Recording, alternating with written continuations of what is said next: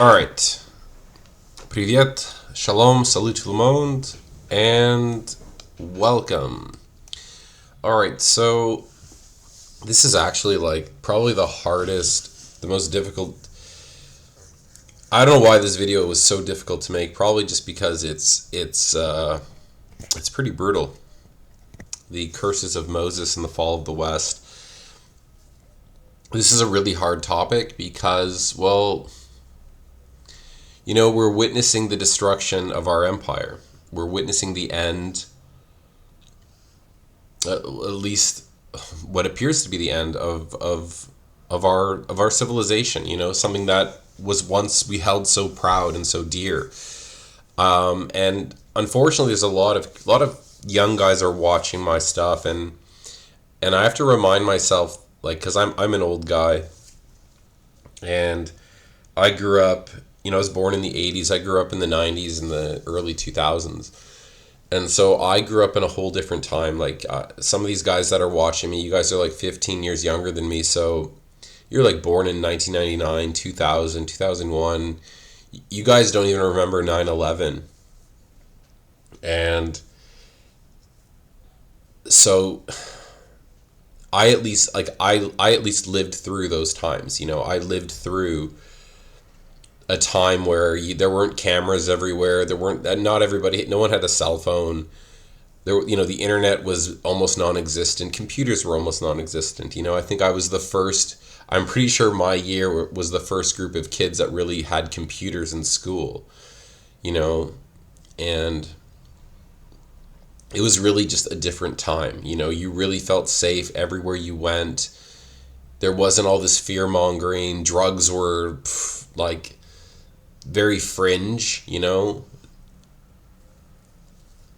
And yeah, and it is really difficult for us to, at least for me, to watch the destruction of my home, my cities, my friends. But for me to sit here and say, you know, that we didn't have it coming, that the warnings weren't there, and that, you know, we just were a bunch of ostriches who just put our heads in the sand. You know, I'd be a liar if I said we didn't do those things. Of course we did. And, you know, even now, right, with the war in Iran, the idea that we might actually send soldiers to Iran is insane for me, you know, insane.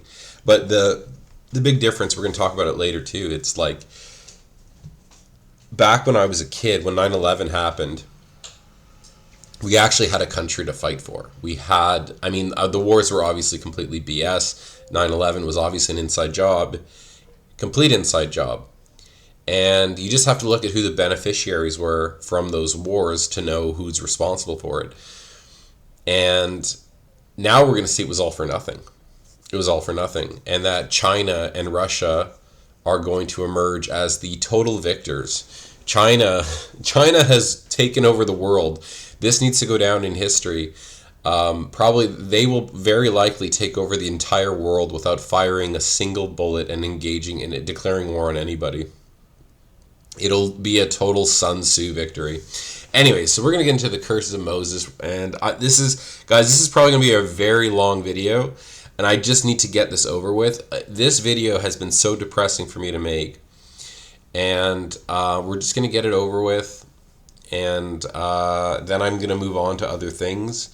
Next video will be a question and answers video. I'm going to go through, guys, there's no point in me engaging with you on YouTube. There's no point. And a lot of you guys have been asking questions. I see them in the comment section. It's not that I don't want to answer you. It's that YouTube just censors me. Okay? And it's getting really frustrating. Okay? So yeah, so let's keep going. Okay, we'll talk about donations later. So the curses of Moses, and the Bible draws out, it's always referencing back to Egypt. You know, even in the New Testament, we get the imagery of Israel and Egypt. And what it really represents is, one represents bondage, Egypt, and then Israel represents the promised land. Okay, and the difference here is Egypt bondage is for a disobedient, wicked people. And the promised land is obviously it's for a people who follow the law, people who can govern themselves, people who can hold themselves accountable. And it's really science. It's science. It's physics. It is what it is. When you're, and we're going to talk about this later, is that when you're with a people that are highly moral, that truly, that don't, I can leave my wife with my best friend and nothing's going to happen. I can, when you and I are going to do a business deal, we can just shake hands. We don't need to involve a bunch of corrupt, dirty lawyers. We don't have to, and then, oh, well, you did this, so now I'm going to sue you. We're going to put liens on your we're going to stop, your construction project or whatever you're working on.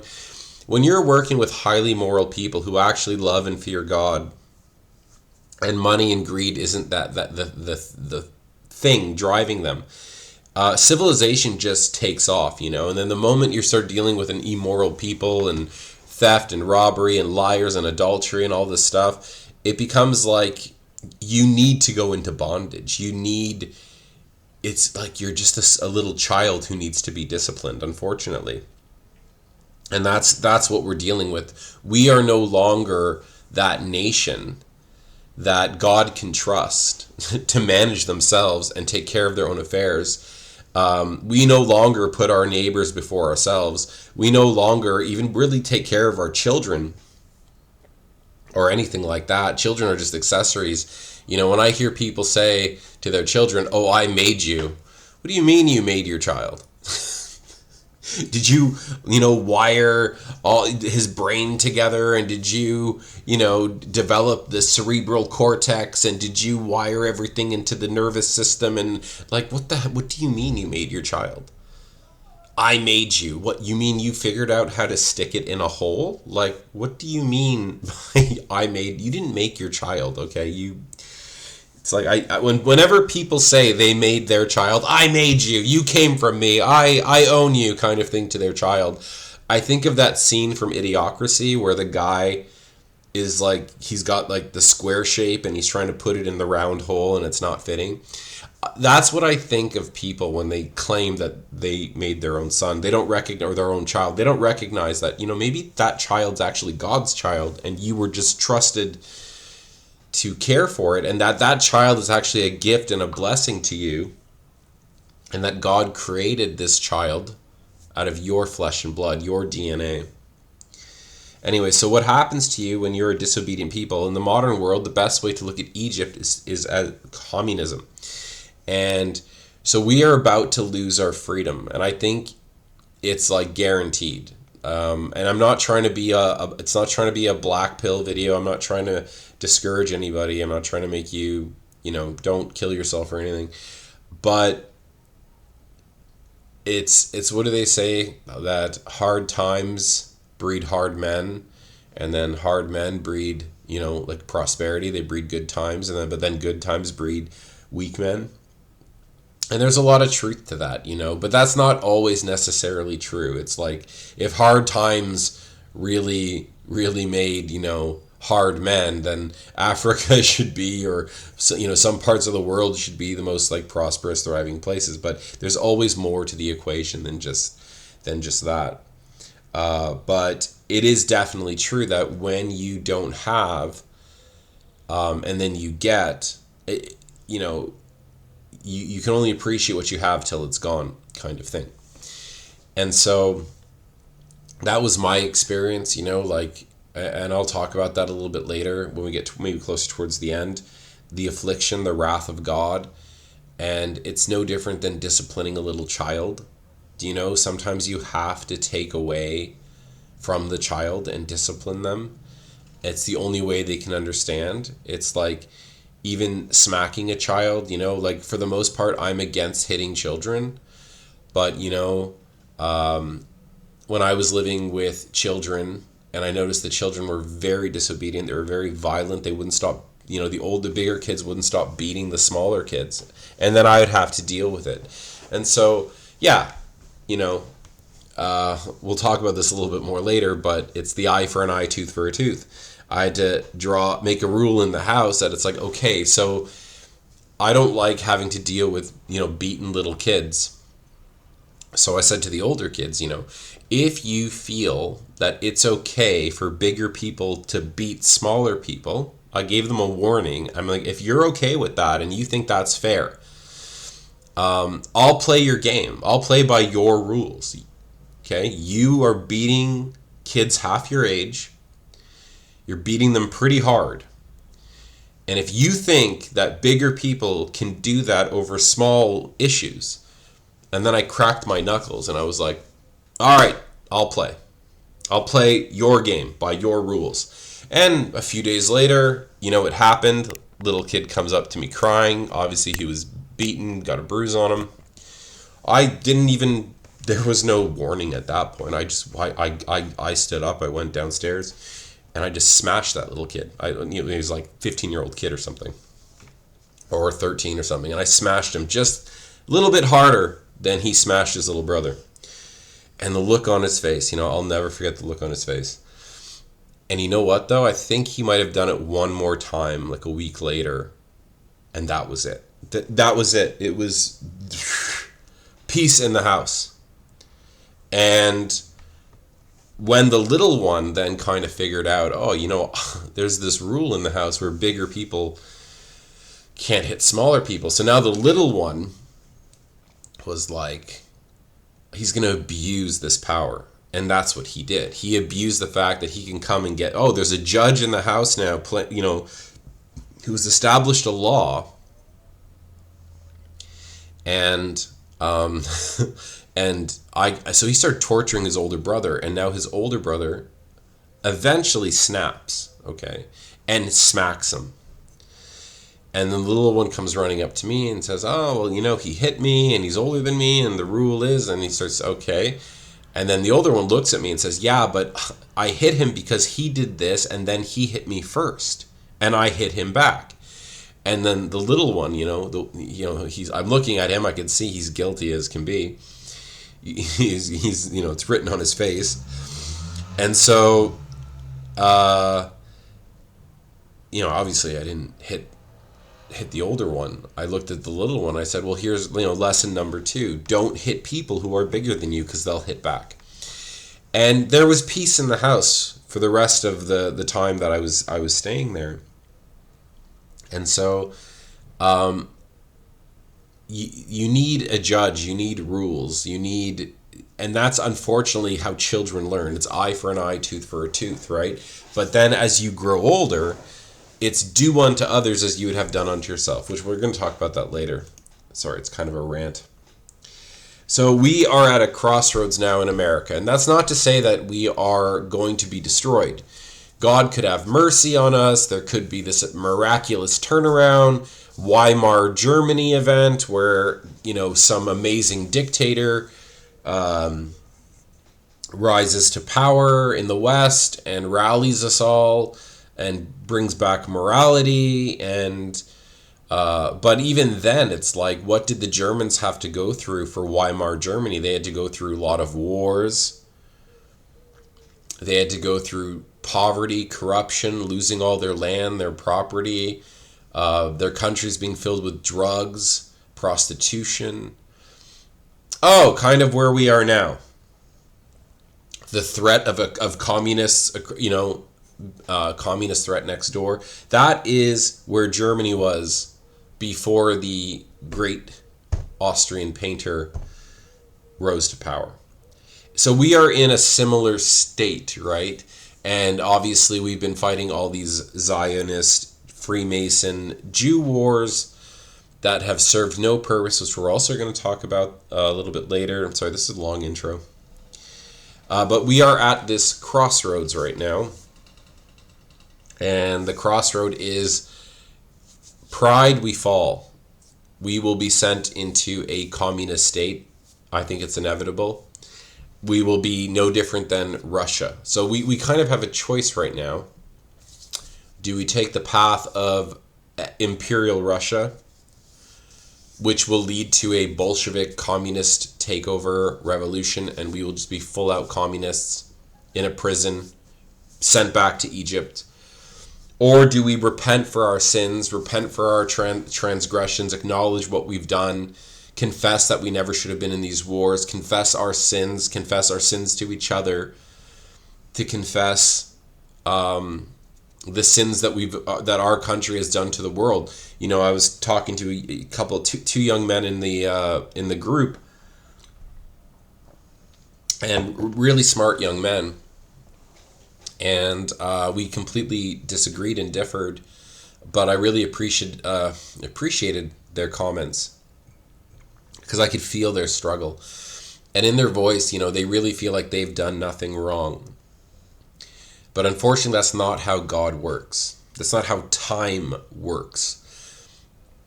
That's not how the world and the laws of the universe work. You reap what you've sown, and you do that. If you're lucky, it'll happen in your life. If you're unlucky, it will happen. It'll happen in the lives of your children and in the future. And that's kind of the baby boomer mentality. Do you know, one of the most disgusting and wretched things about the baby boomers, because, you know, growing up with them, and there are a lot of great boomers. I'm not here to trash every baby boomer. But they really were, to me, the most vile. I mean, we're a much more vile generation now, but we're their product. They grew up in the most prosperous time in world history. And this is the baby boomer motto, in my opinion.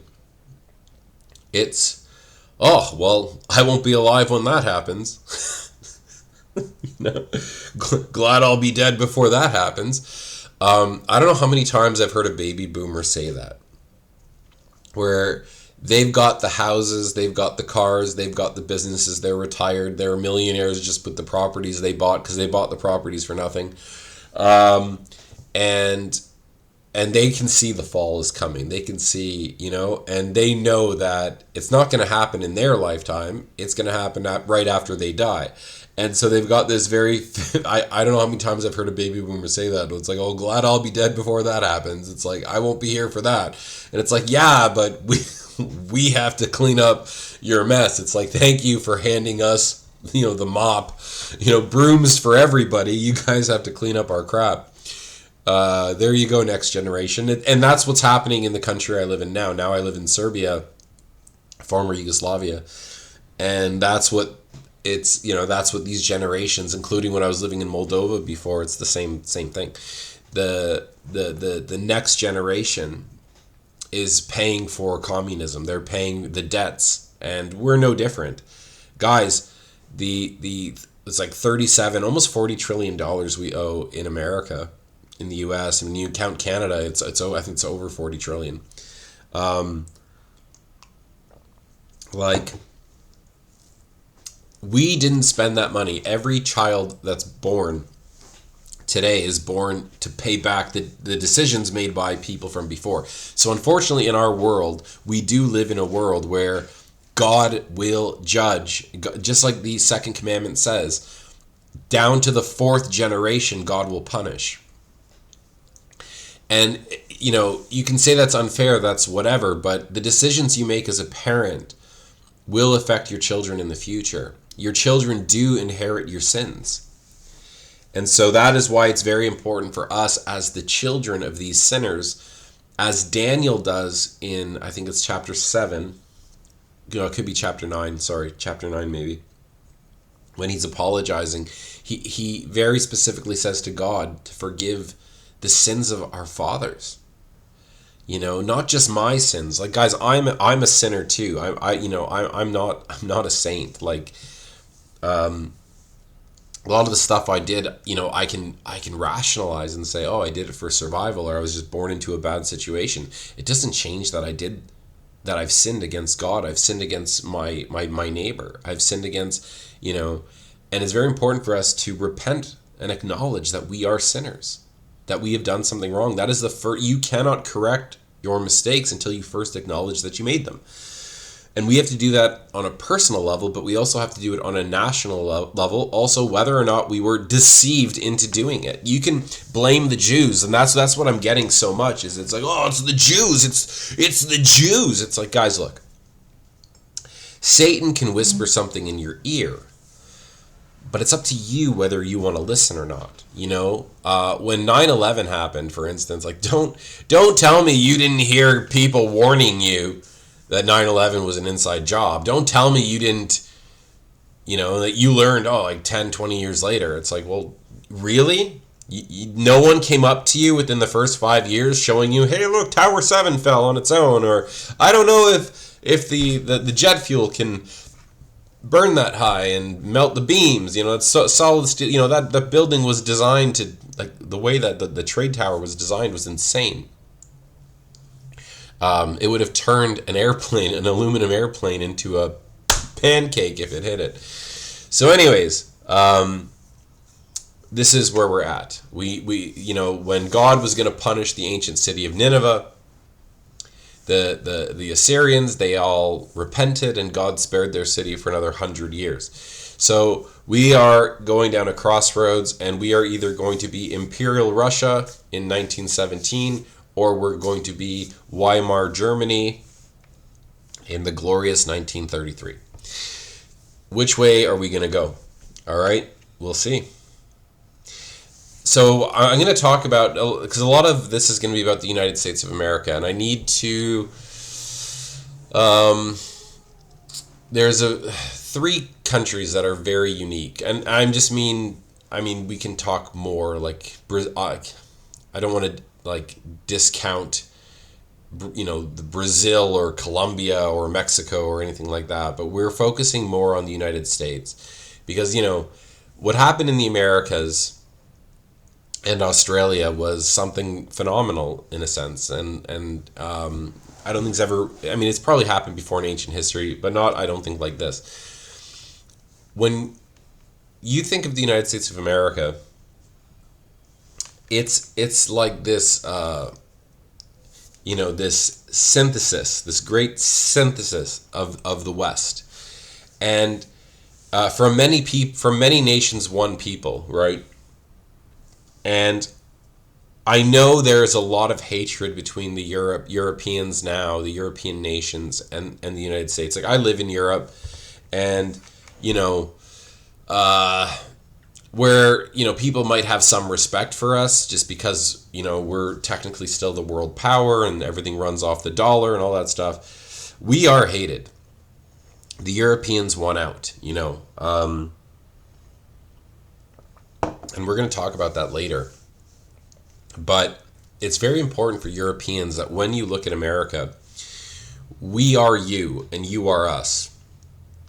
And all the United States really is this mixture of European peoples, Italians and Irish and Polish and Ukrainians and English and Scottish and even Spanish and Portuguese, and we are this total mixture of Scandinavians and Dutch, and in Canada, when I was growing up, it was so funny that, you're only a Canadian when you leave Canada. When you're living in Canada, one of the most common questions we ask each other is, what are you? Well, obviously, like, we're Canadian, but we are such a young nation that generally what we want to know about each other when we're living in Canada is, what's your ancestry? Oh, well, I'm actually Irish and Scottish, and I'm French and German and whatever. And we're all we still are such a young nation that we still ask each other, like, where did our grandparents or great-grandparents come from?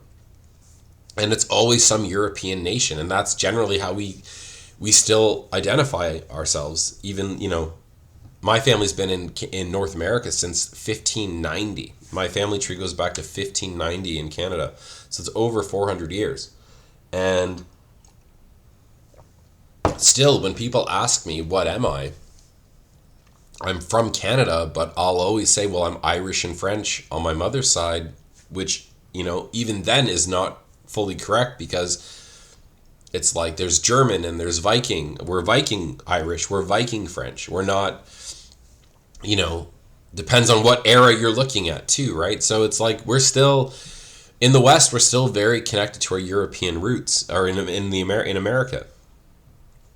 And so America really is this amazing mixture, the synthesis of Europe into one people, one language that stretches from coast to coast. And we are now kind of hate each other. And we're going to start to see that a lot of the European nations are going to they're starting to move towards China. They want out of the United States, right? They don't want, people want NATO to fail. And on one hand, it's really sad, but on the other hand, it's like, well, it kind of has to happen. Because we are just such a corrupt, evil, degenerate people. We don't deserve the blessings from God. All right, so now we're going to just cover some verses before we get into the curses of Moses. And that is one of the signs that your nation is about to fall in, when, looking at the prophets, is women and children shall rule over you. And Isaiah writes, and I will give children to be their princes, and babes shall rule over them. And then it goes to say, as for my people, children are their oppressors, and women rule over them. Children are their oppressors, and women rule over them. Do you know, when I look at internet culture, these AI generated images, I apologize for them, but I just kind of hope they help with the imagery. So think about how true this is in the modern world, the world that we live in. When we live in a world where, women will get jobs over you just because they're a woman. When the Prime Minister of Canada, Justin Trudeau, stood up and said, I am not a sexist, I am a feminist, I believe in equality. Therefore, half my cabinet will be women, half my cabinet will be men. And it's like, yeah, but what if there are way more men, way more qualified than those women, and those women are only getting those positions because of their gender, because they're women? And it's like, dude, in your attempt to not be sexist, you became the definition of a sexist. These women are only getting their jobs because they're women, not based on qualification. And so we do, and also, like, women are dominating on the internet, OnlyFans, and the control that women have over us men, is mind-blowing. It's really, it wasn't like this when I was a kid. I think social media is so dangerous for women. I'm not defending men today. I think men are equally degenerate today too. But it's the level of control, and I mean like on the dating scene or something like that,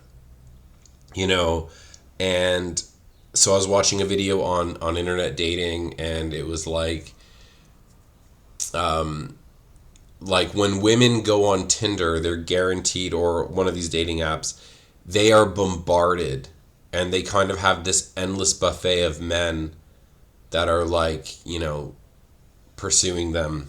But men don't have the same reactions, right? And it's something crazy, like 30-1 or something. Like, for every time a woman likes a man, the man has liked 30 women. And it's something crazy. Anyways, but women just have this dominance over us in the modern world, and women seem to have this endless buffet of men that they can choose from in the palm of their hands.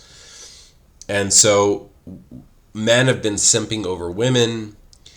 We've been allowing women to dominate us. And look, biblically speaking, like, women have their domain and men have their domains. And we are just different. We might be the same species, but we are different creatures. We are designed for two different purposes completely. And we live in a world now where it's like feminists. It's so funny because it's like feminism is anything but feminism. Feminism is about turning women into men.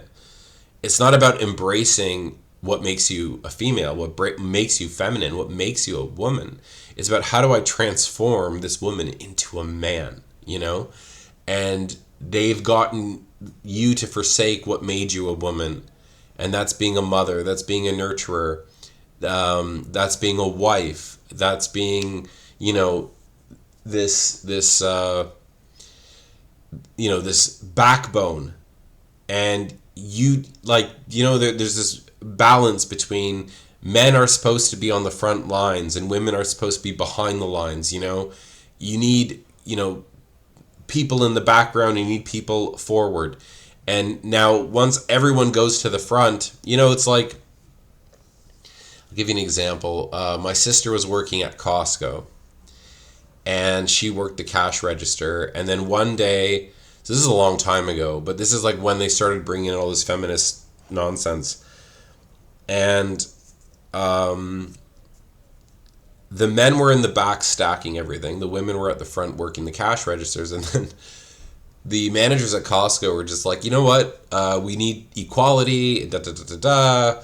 And so we're going to switch the women and the men. The men are going to work on the cash registers and the girls are going to go in the back. And, you know, we have to mix it up.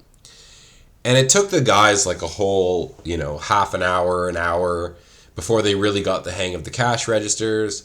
And before you knew it, the men were just, you know, having the time of their life, ringing everyone through. They totally got how to do the cash registers. And if anything, they were better now at the girls working the cash. They were faster, more efficient. But the girls in the back now who have to move all the boxes, do all the unpacking, I think the guys still were running the forklifts because the girls weren't qualified on them. But the girls, it took like for every guy, they needed 2 to 3 women to do the same work as a man in the back, you know? And so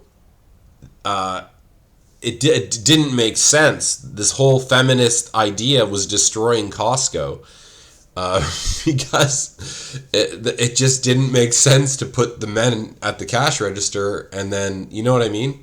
And now with women in the workforce, we've flooded the workforce, the job market. And so my friend told me that back in the 80s when women were staying at home, that he could quit his job in the morning and have 10 job offers by the evening. He said it was like so easy to find a job. And even back then, the police force would hire you with like high school education. You know, the police chief in my town, his name was Bob Chapman. I remember he told me that he was kind of laughing. I think it was him. There was 2 police chiefs. I think he was the one. I used to work as a bartender when I was a teenager. I worked in a military bar called the Officers. It was the Officers Mess. So I served a lot of these police chiefs when I was a teenager. So I'd listen to their stories and stuff. And he was like in shock because people are applying for jobs now, joining the police force with a college degree and a university degree and not getting hired. And he's like, he looked at me, he's like, you know, I only have my grade 10. I never even finished high school. He's like, I'm running the whole damn police force on a grade 10 education, and I've got to turn down people that have a university and college degree, right? They got a trade and they've got some degree in psychology or whatever. And I just remember, I'll never forget that. So he was telling me that back in his day, and now it's just not like that, right? And it's a lot of that's to do with women entering the workforce. But guys, this is all a punishment from God. Like that's what Isaiah is trying to illustrate to us here. And now with the whole TikTok and the whole like Nick Fuentes, like you got all these younger guys that are influencers on the internet, and you know the Tim Pools. Like okay, now we're like even me, you know, like I was 22 when I started doing this stuff. Started uploading, so it's been 20 years for me almost, right? I'm not quite 42, but I'm getting there. So I've been in this game like making documentaries and videos for like 20 years, And like all these super young guys are now creating the content that influences the nation. And I'd say largely because most of the boomers were just out having a good time. But understand that whether it's the feminists ruling over us or whether it's the children ruling over us, young people, this is a curse from God. And it stems from men's failure in society. I don't blame the women. I blame us men. And it's just because the accountability has to start with us. Who gave them their rights to vote? The right to vote. And that's not to say, like, look, I would say most women shouldn't be voting. But I would also say most men shouldn't be voting. Okay? I don't like women voting, and that's just because, I remember being at my job, working. I was a factory worker in Montreal, working at a steel plant. We manufactured steel building parts. And I remember we were out at the canteen drinking coffee. And, the truck would come by and we'd all just sit outside and we were talking about the election. The women all openly said they were voting for Justin Trudeau, our former prime minister. Oh, we're voting for him because he's got nice hair and he's good looking. So at least if he's a jerk, we at least have something nice to look at. All the women at my work told me flat out they were voting for the prime minister because they thought he was hot, right? But I would also equally say that most of the men that are voting don't know the actual politics of the politicians running. Otherwise, they would realize it's just left wing, right wing. It's the same eagle. It might be the left wing, the right wing, but they serve the same bird. Right? That's the whole Freemason. Why do they use eagles and all this stuff? Anyways, whatever. So, very interesting point by Isaiah. How you know your society is starting to crumble and fall is when children and women are ruling over the men, and that is exactly what we're seeing. The next thing is God sends strong delusions. Wow. Okay, so this is really hard for a lot of people. Like what I'm getting is a lot of people are now becoming angry at God as society begins to crumble and fall. God damn you, God, why would you let this happen, God? What an evil God, sadistic God. And look, on one hand, look, I get it. You're going to go through, bad things are going to happen and you're not going to understand why. And my advice is stop blaming other people for your problems. Look, there's no denying like government corruption causes a lot of problems. But guys, nothing is stopping us from working together and doing something amazing. I tried to do this in Montreal. Like the example I always give is, let's say my province, I was living in Quebec before I moved to Europe. There's like 8 million people or so. Let's just round it to 10. 10 million people in my province. And if every family sacrificed $1 a month, we have $10 million a month per person, So if you got 4 kids or 3 kids and a wife, that house donates, for every head, you donate $1 a month. $1 a month! It's like 3 cigarettes or something. It's like 2 McDonald's cheeseburgers or something. It's like a couple packs of gum or 2 chocolate bars. Can you not sacrifice that a month? And it goes towards a fund that every month we have $10 million to draw from to now build, a mortgage-free housing, buy a business that we can then, a good business that we can now nationalize and put our own people in. If we were donating $1 a day per head, $30 a month, guys, we could buy the power company. We can start buying the breweries, the alcohol, and then fire everybody and then hire nationals. Nothing is stopping us. 10 million people working together, sacrificing money, $1 a day, $1 a month even to start. We have the numbers to take over. We just can't work together. Every time I've tried to actually do this, it's like it's not possible with the people today. It's just not. everyone's going to start fighting over leadership, and I need to control the money, and I need this, and he can't do it because he's a dirty Jew. And it's like, all right, you know what? I just want to, I'll leave you to it then. And then go and complain that the government's not doing enough, and da-da-da. It's like, look, guys, if you are going to look to the government to solve your problems when they're the ones who are literally getting off, enjoying the fact they're causing all your problems, and you're looking to them, well, if I just vote in Trump, all my problems will go away, like, you're crazy. But understand, there is nothing stopping us from acknowledging the government's corrupt, the police are protecting these criminals, we're in a lot of trouble, but nothing is actually stopping us from working together as a nation, as a people, and pooling what we have together to build something, okay? So,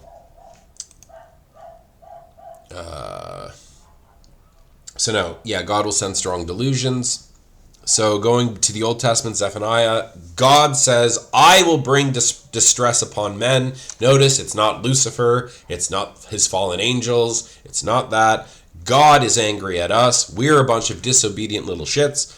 And so God says, I will bring distress upon men, and they shall walk like blind men, because they have sinned against the Lord, and their blood shall be poured out as dust, and their flesh as the dung. Man, that's pretty serious.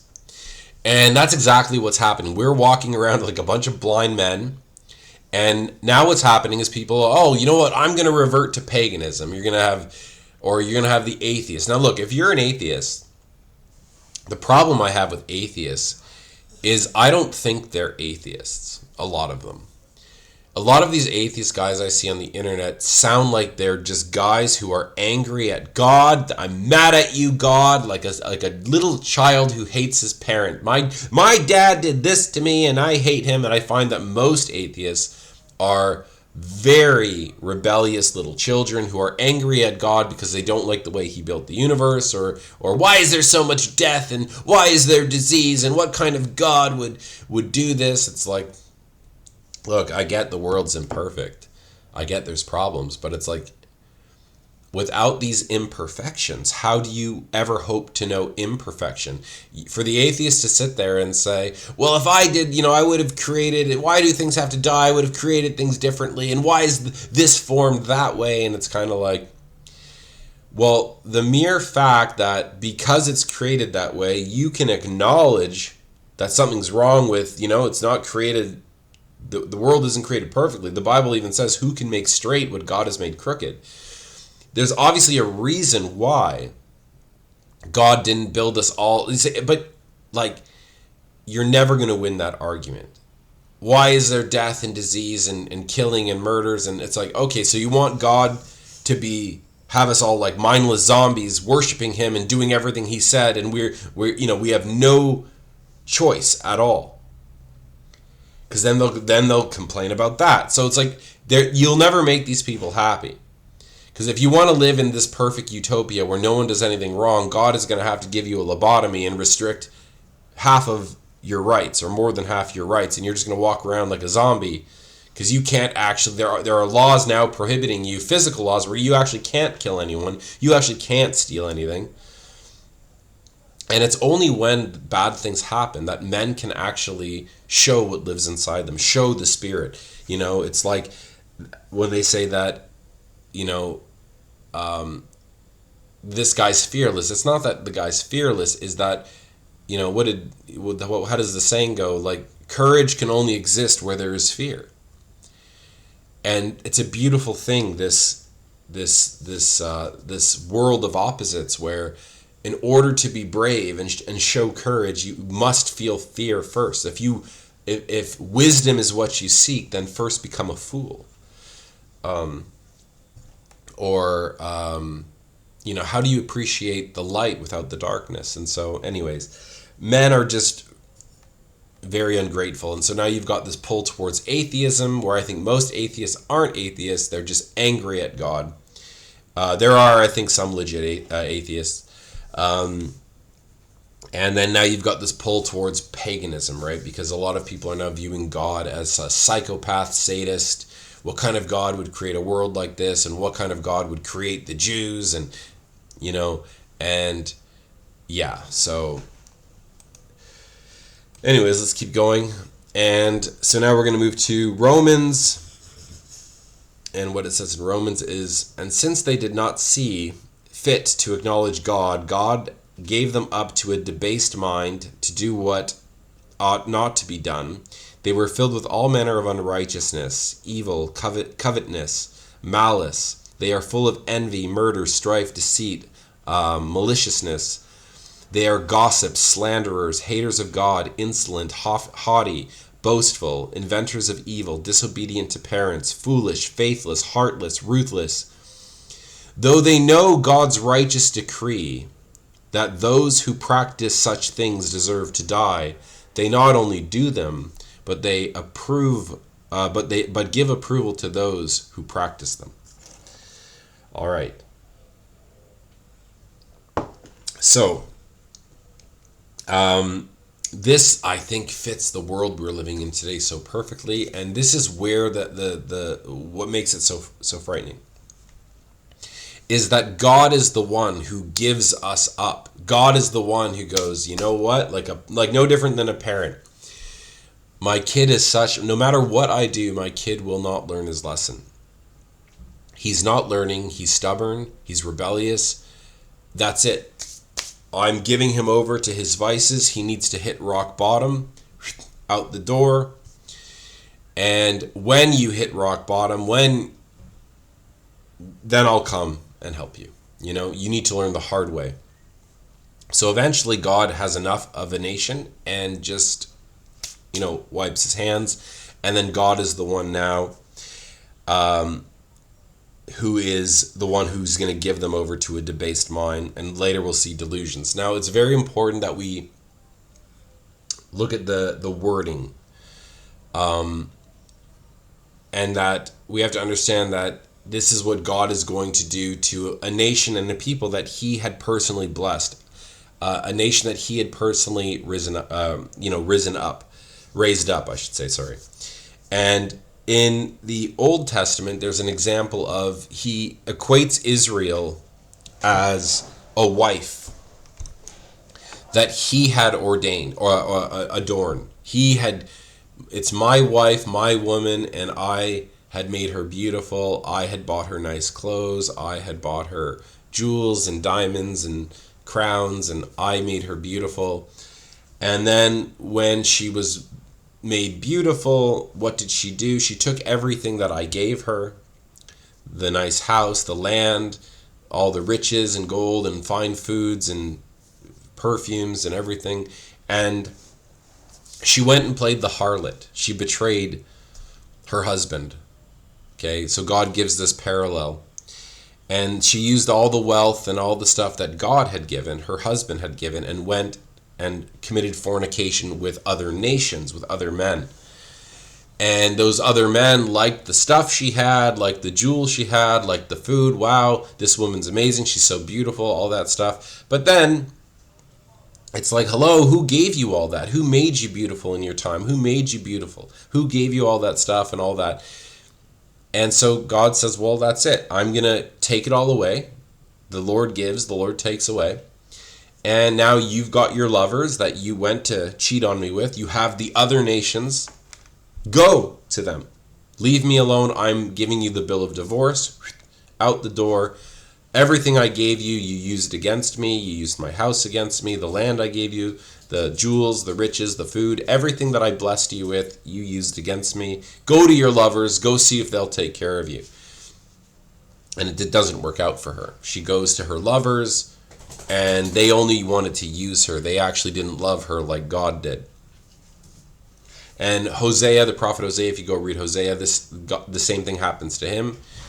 But in the end, Hosea and God, even though their wife played the harlot and betrayed them, when they find themselves imprisoned and sold into slavery, God still does redeem her, and Hosea does the same.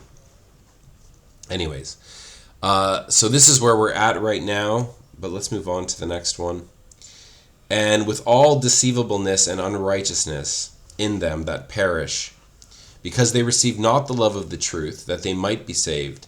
And for this cause God shall send them strong delusion, that they should believe a lie, that they all might be damned who believe not the truth, but had pleasure in unrighteousness. Now look at the wording here.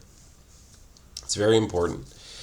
That with all deceivableness and unrighteousness in them that perish, because they received not the love of the truth, that they might be saved. And then when it says, so now God is going to send them a strong delusion that they believe a lie, that they might be damned, because they did not believe the truth, but had pleasure in unrighteousness. And guys, this is going to be one of the hardest things you're going to learn when you're debating people, when you're engaging on the internet or whatever. And that is, a lot of the people you're going to be debating know the truth. They're going to know you're right. They're going to know that you have the truth on your side, and they are going to argue against you anyways, because the truth does not benefit them. Okay? It's like how there was always that 10% of people or 5% of people that were for the lockdowns, that when the lockdowns got to such a crazy point, you're like, why are these people pro-government? How can they possibly be pro-government? Or we have it here in Serbia right now. There's a lot of protests here. We had one of the biggest protests, I think, in history here. I think we had over 10%. It was like 15% of the whole country showed up at a protest in Belgrade to protest the government. But there's still the people who are supporting the government. You have there's always this percentage of people, it's just like, you're like, why, how are people still protecting, Trump? How are these people still getting away? And it's because these people are benefiting off the lies. They're benefiting off the system. They are those families that benefit from this. And so they are going to push these lies until the day they die, because the moment the lies fail, their whole world crumbles, right? So that's going to be one of the hardest things you're going to realize, is a lot of people you're arguing with know the truth, and they are choosing to lie. And so now, because these people who, when God gave them the truth, okay, they did not accept the truth with love and go, wow, this is the truth, I'm going to follow the truth. They did not. And so they are choosing to lie. They know, you know what I mean? They know that they might have lost this argument in a debate, but a lot of people win the debate with the losing argument, and it was just because they were such a good debater, and their opponent, who had the truth on his side, didn't know how to debate as well. And so the guy who actually had the truth lost the debate, and the winner won because he was just a better speaker. He's a better liar. But my point is, think of how frightening that is, that God shall send them strong delusions. Okay? And that's because when they received the truth, the love of, they rejected it. Okay? And so God is going to dilute the minds, and this is no different than what happened to the Jews in 70 AD in Jerusalem. Those Jews fighting against the Romans really believed they could win. They really believed their Messiah was coming. They really believed that the Messiah was going to come wielding a sword, conquer the Roman world, and enslave all the Gentiles, all the Goyim, and there's going to be a Jewish empire to rule the world. And there are a lot of Jews today, in Israel that believe the same thing. Okay? And so God punished the Jews back then, gave them a delusion, a strong delusion, because when they received the truth, they didn't just reject it. They killed anybody that had it. They were silencing all the people who had the truth. And we're seeing that now. I'm seeing that all over the internet. A lot of the guys that I want to debate and I oppose, I believe know the truth. They are liars. They know they've lied time and time again in their videos. And what they're doing is they're sitting up in a tree branch and they're cutting down the branch that's supporting them. When Christianity falls in America, when Christianity falls in Europe, it's going to be communism, guys. It's going to be When you replace God, man is going to fill that void. Some Stalin, some Pol Pot, or Mao, is going to come in, some guy, and that's going to be your new God. It's going to be Kim Jong-un, All right, so this to me is one of the most frightening things, is when you realize that the guys you're fighting with, they know you're right, they know the truth, and for this cause God shall send strong delusions for them, that they will believe a lie, that they will be damned. And I think that's coming. It's already here, in my opinion. All right. Do unto others as you would have done unto yourself, eye for an eye, tooth for tooth, kind of thing. So I talked about this a little bit when I was giving the story about the little kids at the beginning, that they are the same law, eye for an eye, tooth for a tooth, and do unto others. The only difference between them is one is for children, Old Testament, eye for an eye. You hit your brother, I'm going to hit you back, okay? Eye for an eye. What you do, you get. But once you grow up, you know hitting is wrong. No one should have to tell you not to hit at that point. No one should tell you don't steal. No one should have to tell you don't lie. You did that as a child. Okay? In my house with the kids, the rule I had there was very simple. You are allowed to make mistakes. Totally. But you have to fix them. You have to fix them. So, for instance, one kid decided to draw on the wall. No problem. But guess who's got to fix it now? He does. So now he's got to clean all that stuff off the wall. There's no lying in my house. You are allowed to make mistakes. You're not allowed to lie about that. And at first, it was interesting experiment, because the kid's mind still gravitated towards lying about what they did wrong.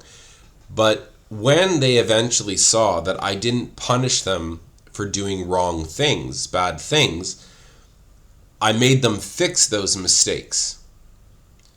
Okay? Whatever they destroyed, whatever they did. But if they lied about what they did wrong, now they lose their Nintendos. Now they go to their rooms. Now, But unfortunately, we're living in an age. What happened like a month ago? Some trucker, apparently he was a pretty good dad, punished his son by taking away his Nintendo Twitch or something, whatever the new whatever this Nintendo is. And the little kid, he was like 10, 11 years old. Dad took it away to punish him, and the little boy thought that his dad must have put it in his safe. So the 10, 11-year-old went to the safe, he knew where his dad kept the key, opened his dad's safe, and there was a loaded gun in the safe. And the little kid walked up right to his father while he was asleep and blew his head off. Done. Gone. I couldn't imagine a little boy shooting his father in the head while he slept because he took away his Nintendo. That is the world we're living in right now. Now, obviously, the kid must have had some psychological issues. I think he was always, since a little boy, pumped full of pharmaceutical drugs, mind-altering drugs at a young age.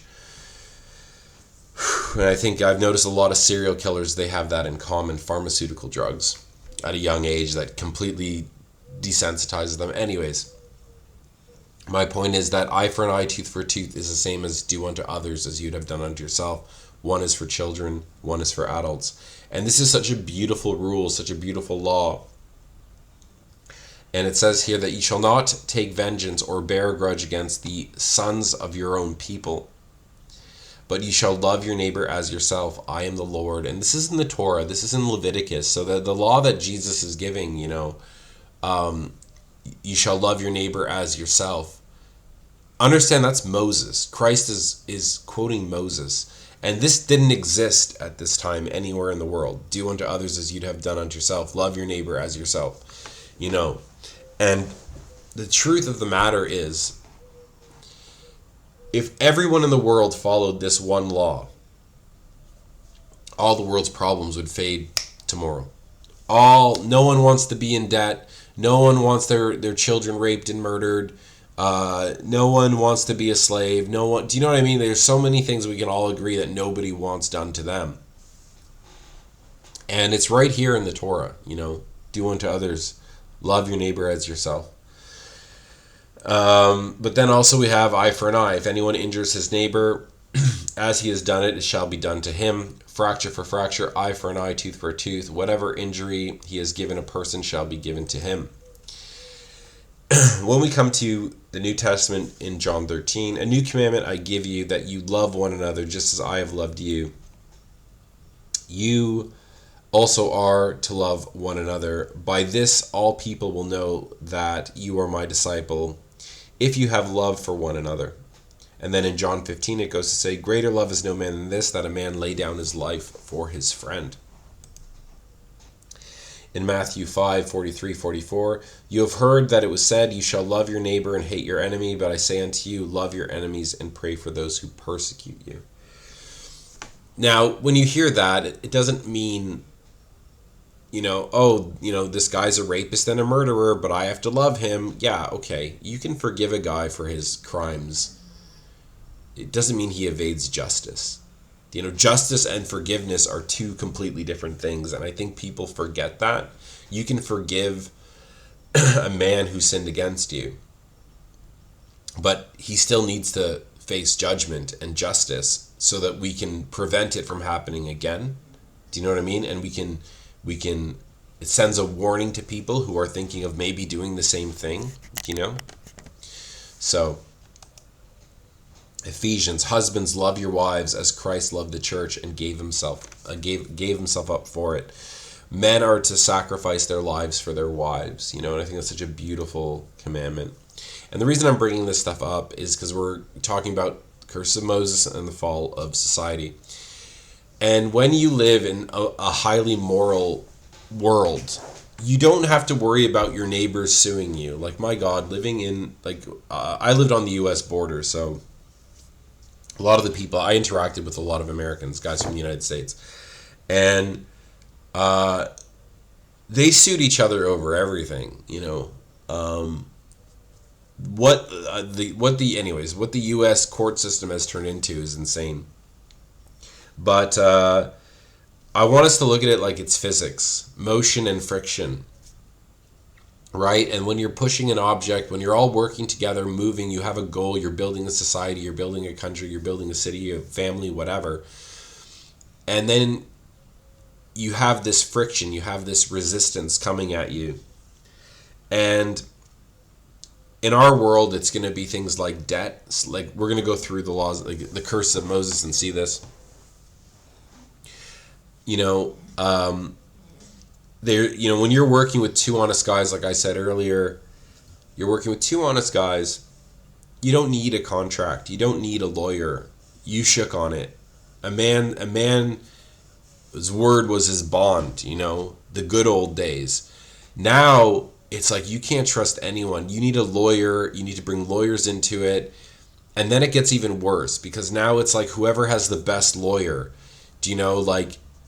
The reason why lawyers write these giant contracts that you need to hire 10 lawyers to read it, it's because a lot of it is garbage.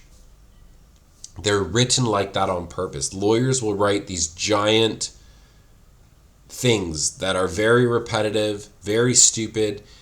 80% of it, 60% of it is designed to trick you.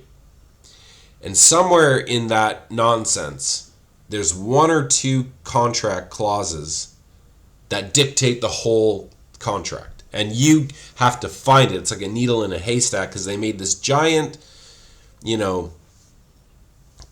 contract full of nonsense. And it's really just one or two lines that give the one party the whole advantage. And if you sign it, and so everyone is just so deceitful, and now you've got these lawyers, and it's just, if and this is, I guess, what happens when you remove God from society, when you, especially also the fear of God from your society. So now you're going to get all this friction, all this energy that's preventing you from moving forward. And now the roles have switched, where we don't own our houses anymore, we don't own our businesses anymore, we're all living in poverty, paycheck to paycheck, the middle class is almost gone, and the roles are now reversed. We are no longer the motion. The banks are now the motion. We are now the friction, if that makes sense. Anyone standing up for truth and justice and freedom, you're now the friction in a society of total corruption. Whereas before, we were the ones building society, everything was going great, we built this amazing world, and the friction was always there. You always had these people, the banks or whoever, trying to change things, take things over, plunge you into a war you don't want, and then it's the friction that pushes you back. And now it's like a full takeover, and anyone who speaks out against the bankers, against the wars, against the COVID, against the whatever, you are now that friction for the corrupt system, where before it was the other way around, if that makes any sense. All right.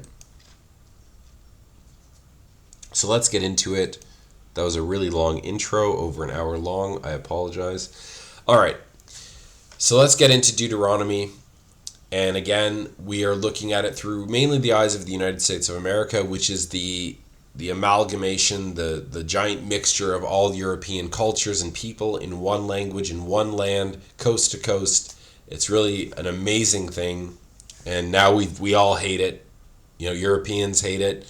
Americans even hate themselves. I mean, what should be the most beautiful thing in history has become the most hated.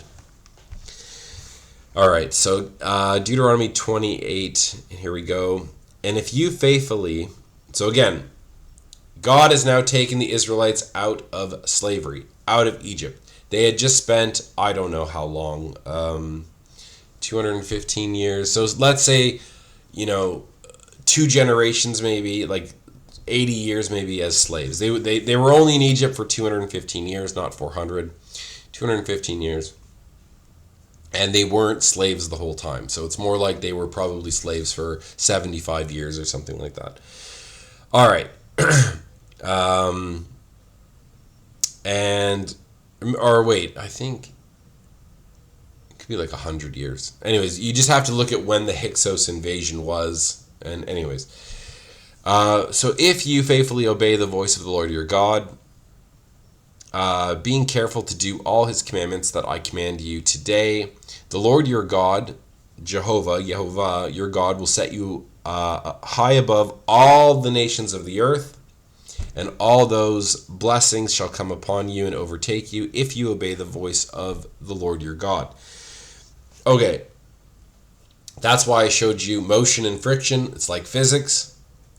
The reason why your society is prospering is because we are one mind, we are one people, we are united, we are moral.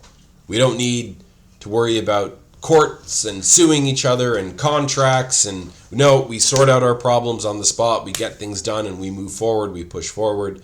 We don't have to worry about, oh man, I gotta beat up John and I'm gonna shoot that guy, he slept with my wife. And you don't have to worry about that. You're not gonna sleep with your friend's wife. Do you know what I mean? Oh man, Dave is a junkie. He won't stop, smoking pot and shooting heroin. Useless guy. You don't have to deal with that. He's not like that. He doesn't have a drug problem. You understand? We're in a healthy society. Things just move. We don't have this friction pushing us back. And that's really what Deuteronomy 28, that's really what this is about. When you disobey God, laws of physics, you now have to deal with all these little problems that you didn't have to deal with before, because you're breaking the laws of God's physics, of God's world, and now you have to deal with all this extra nonsense, when before, with a highly moral people, you just don't have to worry about it. I can keep my doors unlocked, no one's coming to break in. The odds that someone's going to come and break in and take my stuff, it's not like today where like bus drivers are like behind glass, I went to the bus station here, and it's like the people are behind glass and they got to give me my bus ticket through. Like, why are they behind glass at a bus ticket place, And it's just a whole different world, Anyways, let's keep going. Blessed shall you be in the city, and blessed shall you be in the field. Blessed shall be the fruits of your womb, and the fruits of your ground, and the fruits of your cattle, and the increase of your herds, and the young of your flock. I guess I should maybe go back and explain this a little bit more. So, blessed in the city and blessed in the field. What do we have here? What do we notice? We have white collar, we have blue collar. We have city folk, we have country folks. And they go together. Never forget that. They've created this class. They like to create these class wars between the farmer and the city. And understand that all cities are started by farmers initially. All governments are once started by farmers. It all starts with agriculture. With you have a tribe of people, and you got say 100 families in this tribe, 100 elders of leaders of men. And, John, this is my land here from this boundary to that boundary. All right, John. Jim, here's my land from this marker to that marker. Okay, well, don't move your marker over and whatever. And so now you've got farmers coming together to establish their borders, their lands. Okay, we agree. Yeah, we agree. All right. Well, now, you know what, Jim, there might be some bandits from the neighboring people, from the tribe over there. We need to hire a police force. So are you willing to sacrifice, 2% of your grain a year? Yeah. Here's 2%. I'm willing to give 2% of my grain for a police force. Okay, I'm going to do the same. And so's Billy, and so's Steve and whatever. Okay, yeah. So we all agree. We're all gonna put 2% in. Okay, so now we have a police force. All right, and then you're working on your farm. And you're like, I need a guy to build. I need better tools. I need, the handle on my shovel is. I need a carpenter to work. Oh, so I got, I've got Brandon over here. He's a carpenter, so he works for me. He's got a wood shop now on my farm. Oh, but I need metal, so now we need a metal guy to come in. Okay, well, we're going to talk to, Zach. Okay, well, Zach does metal, so now we've got metal going. And on that farm, and from that farm, you now have grain being grown, vegetables, meat production, and from that, we're going to take the products, like the animal skins, and we're going to turn it into leather, and then we're going to take the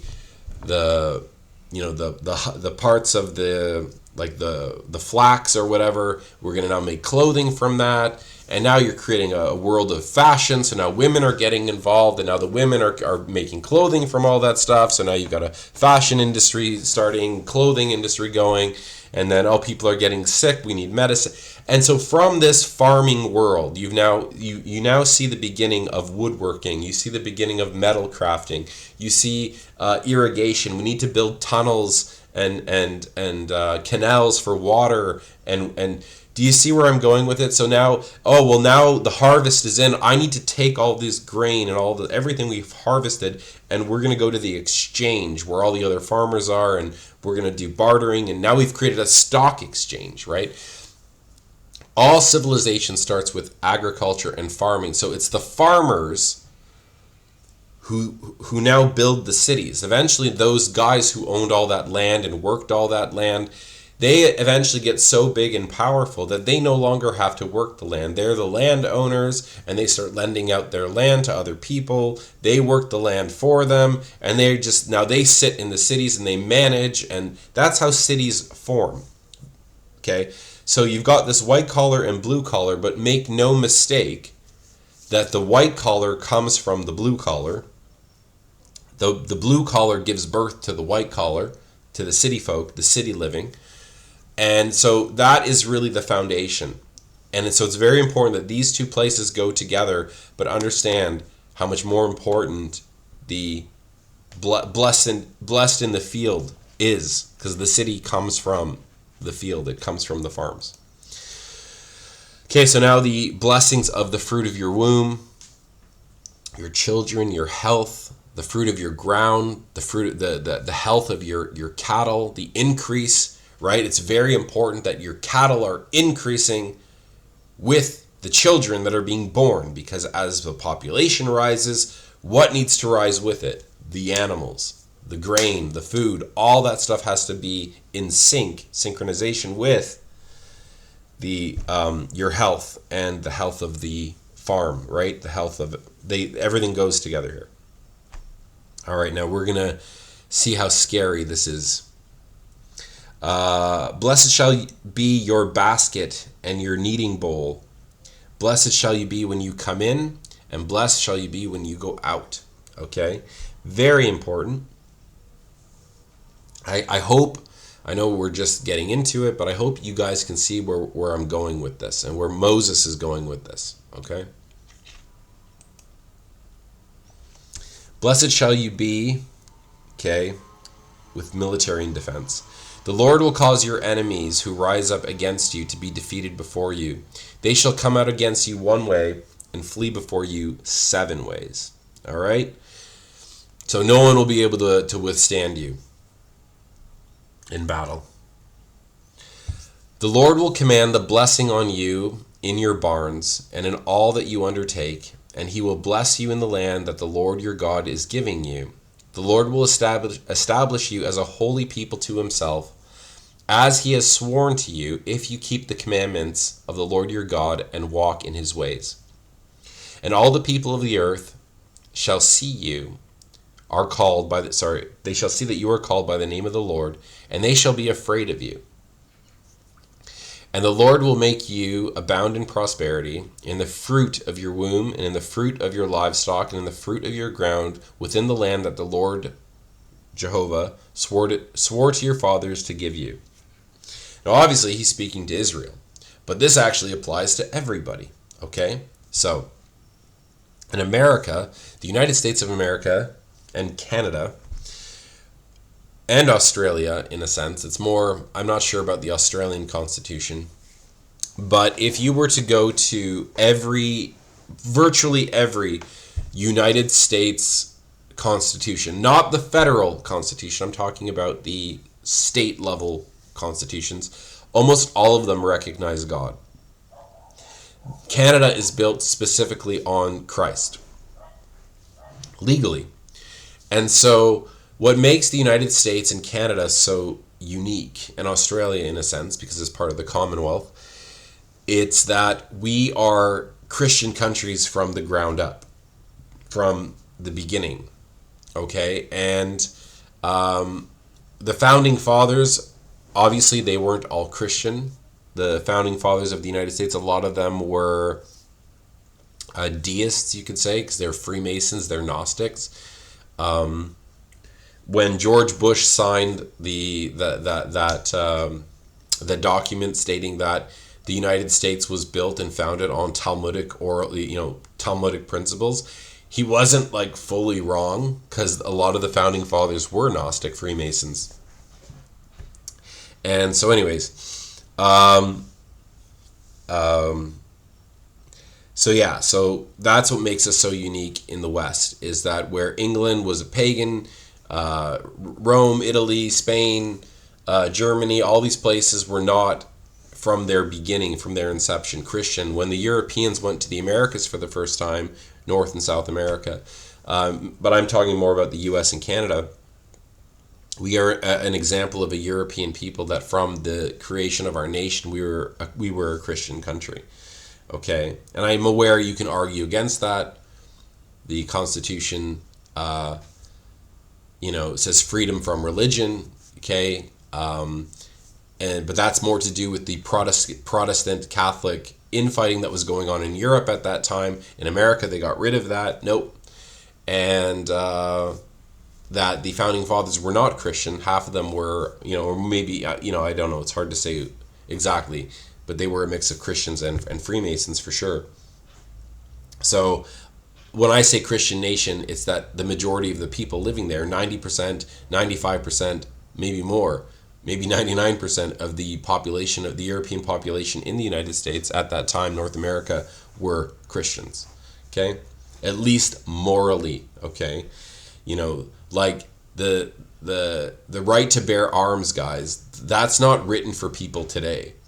The right to bear arms, that, like, think about how beautiful the Constitution of the United States is, that they actually have a constitution that warns the people of how corrupt the government can become, and that in the Constitution of the nation, they tell the citizenry, they tell the people, you need to be armed in case the government gets taken over. It's a mind-blowing. In the U.S. Constitution, you have it's literally based on the right of that every individual has the right to pursue the pursuit of happiness. There is no document in world history, there's no government where the people are to arm themselves against the government, and that and that you have the right to pursue happiness. It's a beautiful document, guys. It's really, truly an amazing. There's nothing like it in the world, and that's what's under attack right now. Everyone should be fighting for the U.S. Constitution. Free speech. There's nothing like it, right? And that's what's under attack. And that was built from Christian Europeans. All right. So, yeah, and the Lord will establish you as a holy people to himself, as he has sworn to you, if you keep the commandments of the Lord your God and walk in his ways. And all the people of the earth shall see you are called by his name, and they shall be afraid of you. And the Lord will make you abound in prosperity, in the fruits. Okay. All right. So now we're going to talk about finance. America, the Americans lending, the head, not the tail. And the Lord will open up to you his good treasury, the heavens, to give the rain in your land in its season, and to bless all the work of your hand. And you shall lend to many nations, but you shall not borrow, because the borrower is servant to the lender. And the Lord will make you the head and not the tail, and you shall only go up and not down, if you obey the commandments of the Lord your God, which I command you today, being careful to do them. If you do not turn aside from any of the words I command you today, to the right hand or to the left hand, to go after other gods and serve them. And I think that's very important. Do not go left, do not go right. What is our world today, our politics today? Are you left wing? Are you right wing? Okay, left wing, right wing, left wing or right wing, it's part of the same bird. Look at the logo I have here. Okay, it's just and people, like, it really blows my mind when people, like, vote based politically. Like, oh, are you right wing? Are you left wing? It's like, you know, I consider myself, I lean to the right. But my two favorite presidents are Democrats.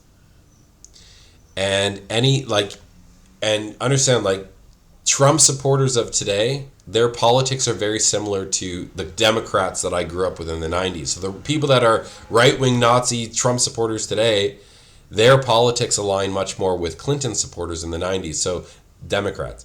So, I mean, left-wing, right-wing, in a sense, is like progressive and regressive, I guess. You know, conservatives want to go back and liberals want to go forward. They want to change the policies and change everything. And sometimes you have to. Sometimes you have to, you know, look at the world and go, you know what? We need to change things. We need to go in this direction. And there's other times where you're like, well, those changes were bad and we need to go back. So, like, there are times when you can be democratic. You can be a liberal. And it's not a bad thing. And then there's times where it's like, whoa, you know, you're going off a cliff right now. I'm switching sides. I'm more conservative. Okay? And you're trying to find this balance, this center point. Don't go left. Don't go right. Okay? Straight is the path, okay?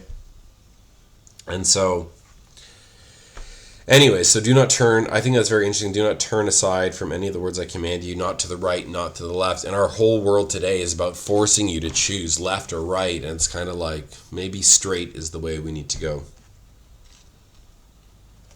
It's like driving a car. You don't it's not perfect. Sometimes you're going left, sometimes you're going, you got the wheel and you're kind of going left a bit, right a bit, left a bit, right a bit, and you're trying to keep the car going straight. You don't want to just, if that makes any sense to you guys. All right. But if you will not obey the voice of the Lord your God, or be careful to do all his commandments and his statutes that I command you today, then all these curses shall come upon you and overtake you. And so we've got our left and our right. We've got our paths. And when you disobey God,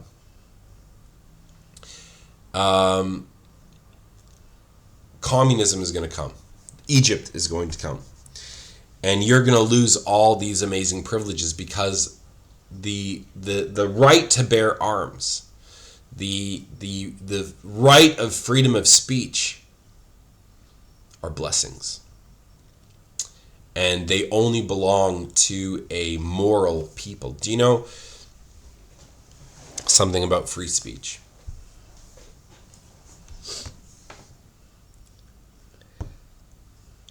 I can hardly listen. Like there's some YouTube channels or people online that I like to listen to. But it's like I can only take so much. And then lately I've been finding offshoots. There's this drama going on right now on the internet with free speech. And I find that I can't even listen to people commenting on this stuff. The common speech on how people talk today, all the swearing, all the degenerate terms, like I grew up in a world where you don't talk about sex really. That's a very private thing. And now the slurs that people just throw out there, like that's nothing.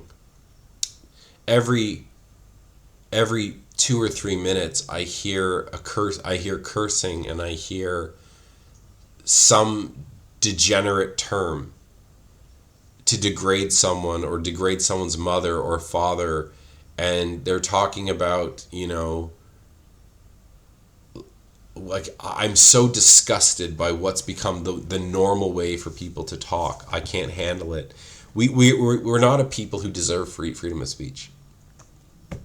We're not a people who deserve the right to bear arms. I'm sorry. We are a degenerate, lost people. And unless we recognize that and repent and turn from our degeneracy and start becoming a more holy and righteous people like we were before, we don't deserve the stuff we have. We deserve to lose everything we have. Okay? So that's what Deuteronomy 28 is about. That's what all these curses are now going to come, and we are going to find ourselves in a world of communism, where only the state can have rifles and guns, and there is no freedom of speech. And because you don't want to worship God, you'd rather worship. What do you think's going to happen? The moment, people don't realize the beauty of the Torah and the beauty of Moses.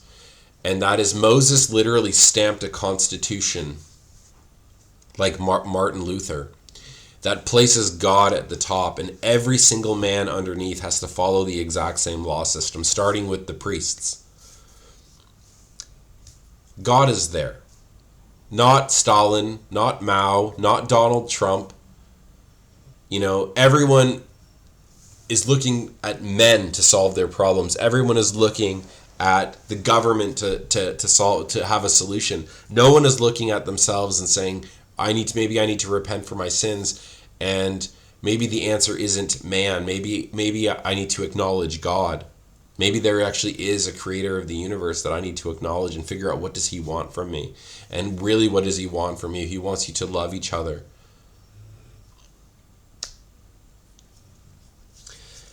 So,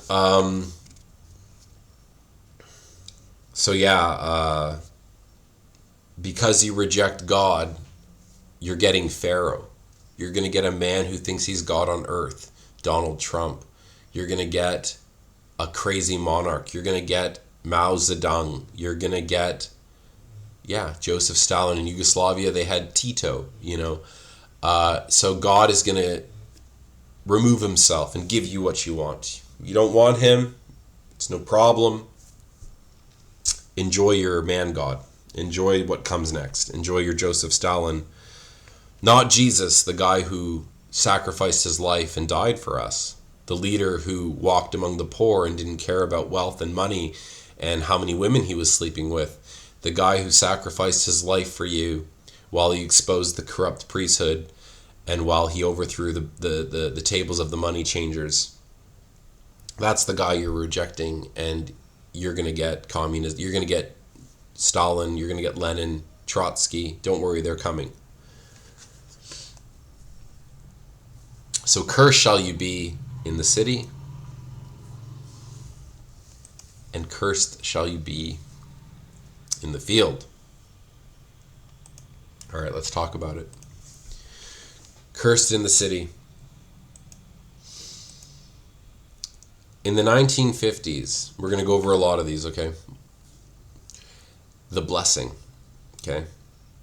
The median home price was $7,354, while the median family income was $3,300 per year.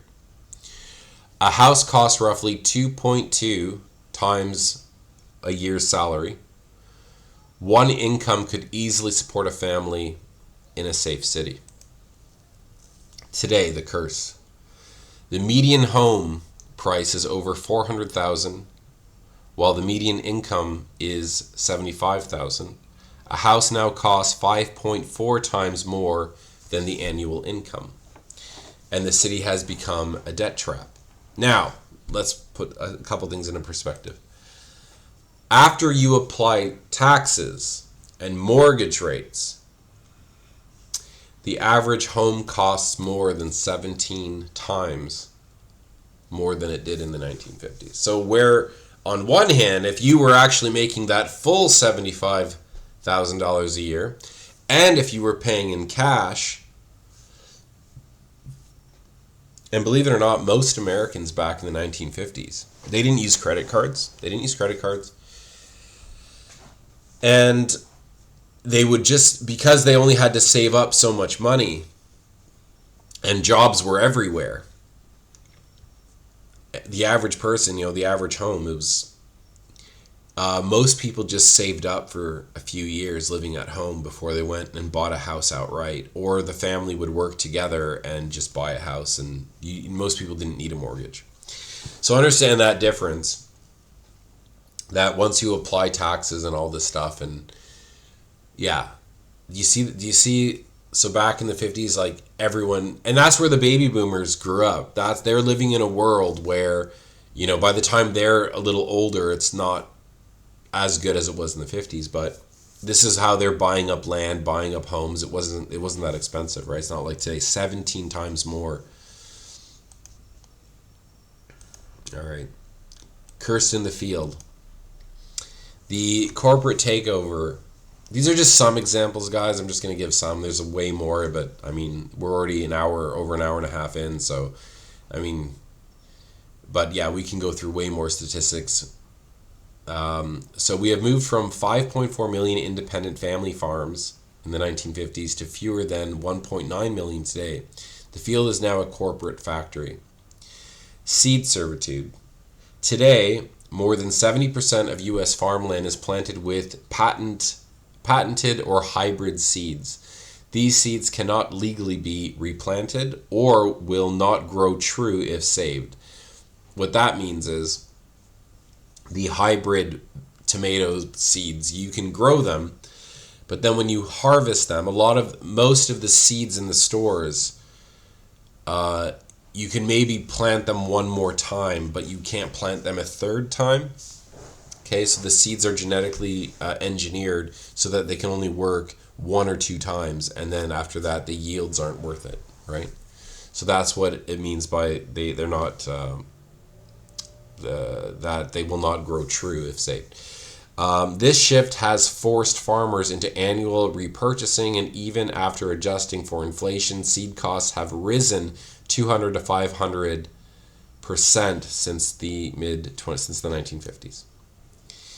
The hollow harvest, soil depletion, and chemical inputs have caused a 20 to 50% decline in essential minerals, iron, calcium, vitamin C, in our crops since 1950. So the Torah would say, let the land rest. So biblically, what you would do is, if you had a plot of land, you would divide your land into 7 portions, 7 divides. And this year, you don't grow in slot 1. You grow in 2 to 7.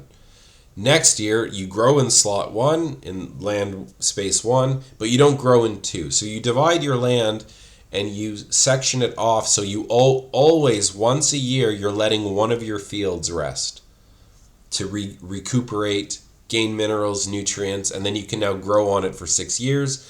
And then every 6 years, every 7 years, you let it rest at one of those 7.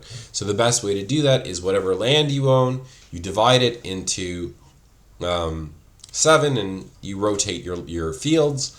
It's no different than your humans, your workers. You don't work them 7 days a week. They need a day to rest. You need to do this, treat the land the same way. We don't. We just chemical it every year, rape the ground, rape the soil, deplete anything good inside it. And that's how you destroy your land. And in the ancient times, how you destroyed it was the same. You never let it rest. Now, we're not letting it rest, and we just have the chemicals come in to do the work for us. And so we can just grow every year nonstop. And we're now paying the price, right? So now, all this stuff going on in the farms is now going to find all these decisions we're making in agriculture are now going to have an effect on us in the city, right? So the debt burden, farm debt has hit an all-time high of $630 billion. The independent farmer has been replaced by the debt-burdened contractor.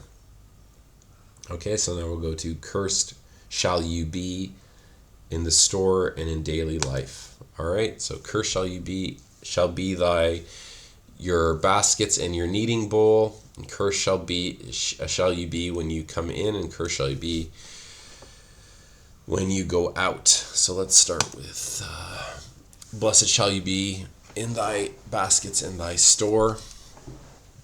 So the blessing in the 1950s, let's look at this. The U.S. was the factory of the world. We produced half of the world's manufactured goods. And if an American needed a car or a toaster or a pair of boots, it was made by his neighbor.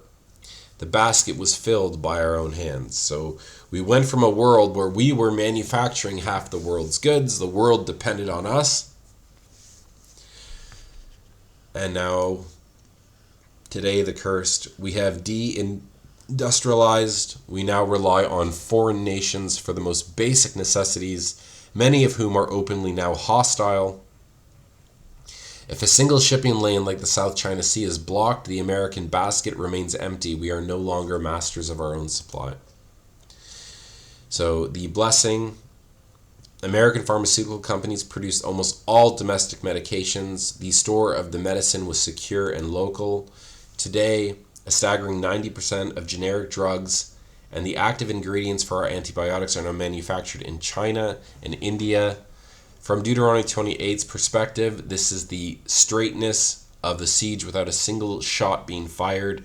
Our enemies don't need to invade us. They just need to stop shipping our heart medication and penicillin. So, yeah, we have put ourselves in a very fragile situation. We're going to talk about this later, that whenever the Bible now references like walls, they shall besiege your walls. We don't build walls around our cities anymore because artillery and warfare has changed, To build a wall around your city in modern times with modern warfare would just be essentially building a prison camp around your people. You'd just be putting yourselves in a prison And then when artillery is now fired into the city, you're all just sitting ducks inside the walls. So it's actually more beneficial for us not to build, walls anymore because of technology. So, but understand that America is captive right now with medicine, fertilizers. Well, we're going to talk about this more. 1950s, the blessing.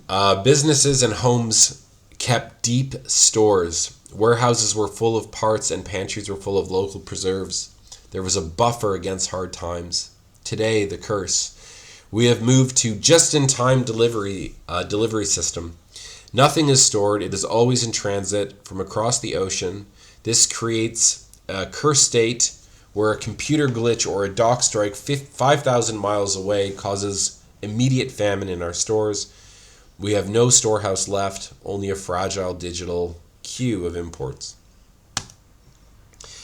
1950s, the blessing. The independent farmer.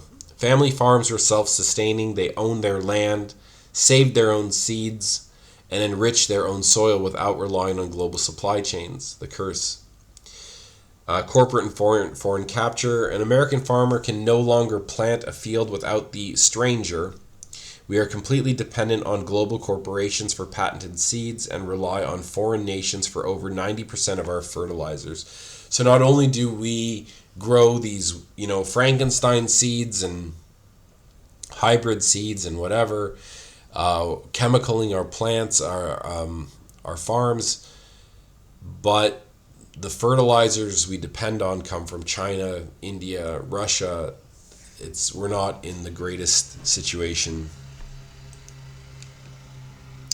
Cursed shall you be in your daily life. So cursed shall you be when you come in and when you go out. So now it's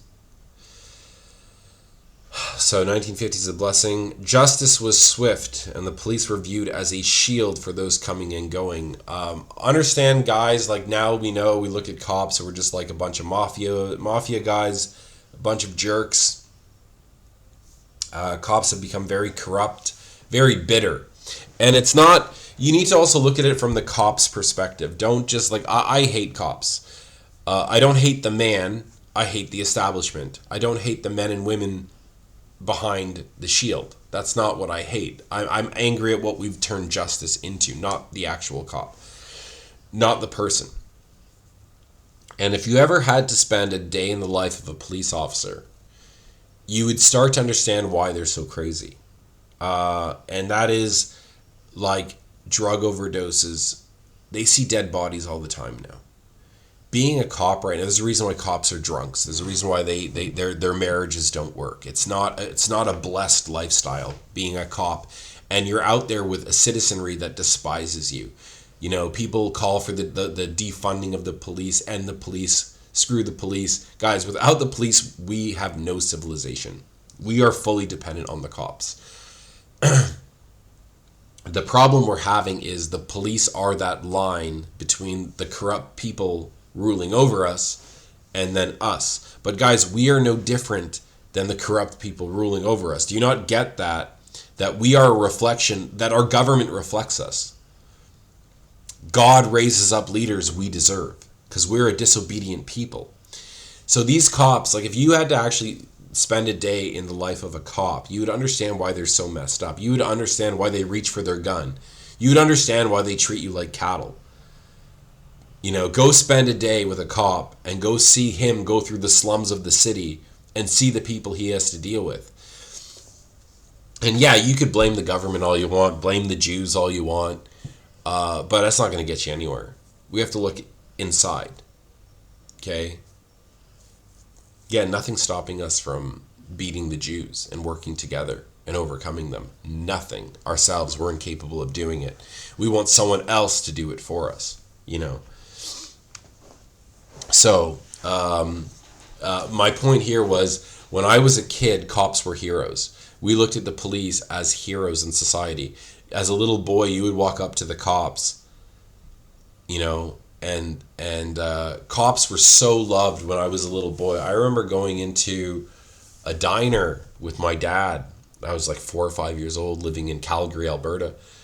And I remember cops would come in, and the cop would sit down, eat, have a coffee, get up and walk away, wouldn't pay a dime. And the restaurant owners didn't feel shaken down, didn't feel like it was like a mafia thing where I can't charge them. It was out of love and respect for that cop.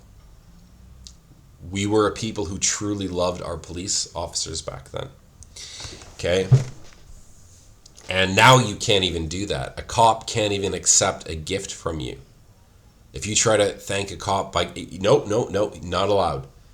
Okay? It looks as if like a bribe, like something. It can be used against the cop. That's where we are now in society, where you can't even give something to thank a police officer. Okay? They're already being bought and paid for by the state to make sure that they protect the evilest people in our society, right? Oy vey. So understand that, young guys, like back in my day, cops were heroes. You know, cops were worthy. And it was an honor when a cop came into your restaurant, sat at your diner, ate, and he reaches for his wallet and the owner comes out and says, "Don't you dare pay. Thank you for your service. Thank you for risking your life every day to keep us safe. The least I could do is give you a meal." Now it's just, we don't look at cops like that anymore, right? So they were once the shield. They were protecting us from coming and going. The homicide rate was near 90%. Solve rate. The solve rate. So homicide solve rate was 90%. So whenever there was a murder, they would get the guy 90% of the time. Furthermore, illicit drug use was a fringe issue, largely contained to underground subcultures. The public square was free of open-air intoxication, and drug overdoses were statistically negligible. You could walk down Main Street without navigating addiction. Nothing. Not like today. You know, I remember after I got out of jail, this was in April 2019 in Montreal, I was really broken up from getting arrested and just my current situation. I got on a train. No, I took a car ride, a car share.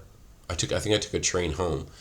There was where someone's driving to that city so you can pay him money, and so some Indian guy was selling like a seat for $50 in his car going to Toronto from Montreal, and I decided I'm going to stop off at home.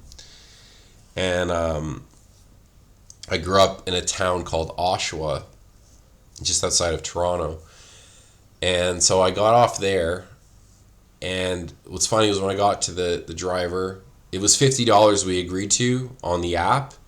When I got there, the guy looked at me and said, "I want $55. He raised it $5, wouldn't let me. And I looked at him, and it was all right.